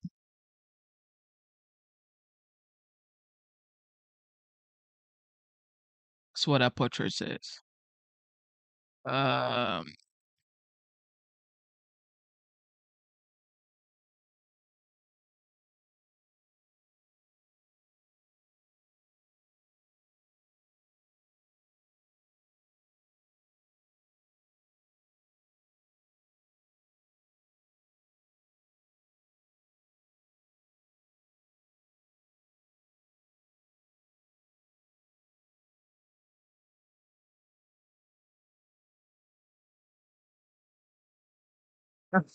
Somebody said, "Is that the portrait everyone's going to be required to have posted in their homes?" No, you don't have to have it in your home. I mean, Jesus. This is 2025 while you're acting like you're in 1904. This is 2025. Stop acting like he's begging you to put his picture in your home. You don't have to. Matter of fact, you can leave the United States. You don't have to stay in the United States. Nobody's forcing anybody to stay here. You don't have to accept this portrait, but this is what he chose because you have freedom to choose whatever you want to choose in your own personal life. So this is what he chose as the 47th president of the United States to be his official portrait. So choose what you want to choose. Don't be trying to make it hard. Like, come on, man. All right, let's go check Vance. JD Vance is cool for sure. Okay, JD, here we go. Here we go, JD. This is JD's portrait. This is JD's portrait. Yeah, he ain't playing around too. He's not playing around as well. But anyway, you guys are the best. Thank you for tuning into the live show. You know what time it is. It is your boy Genesis. Double tap your screen, subscribe to the channel. With that being said, this is the 47th. One more time. With that being said, I have to go. We have been streaming for almost 4 hours now. Whatever this person's name is, MSIPHENZ Vera with 0 subscribers. Talking about whatever. Who knows? But thank you guys for tuning in. You guys are the best. Instead of looking for perfection, seek for consistency. Never give up on yourself. Never give up on your dreams. Never give up on God. Believe in yourself. Believe in your dreams. And believe in God Almighty, okay? All right. I love you guys. You guys are the best. Keep fighting. Keep pursuing your dreams. Never quit. Never give up. Life is hard, but stay fighting, okay? And don't take drugs, okay? Don't resort to using drugs or whatever, okay? Just stay focused, stay strong, and you could do it, okay? I believe in you, believe in yourself, and God is great. Keep it real. It's time for me to go. I'm sorry. You just tuning in. Thank you. Keep it real for tuning in, but I got to go, okay? I will be back here. I will be back here soon, probably tonight in like 4 hours, but double tap your screen, subscribe to the channel, and I love you guys. It is your boy Genesis, and I am signing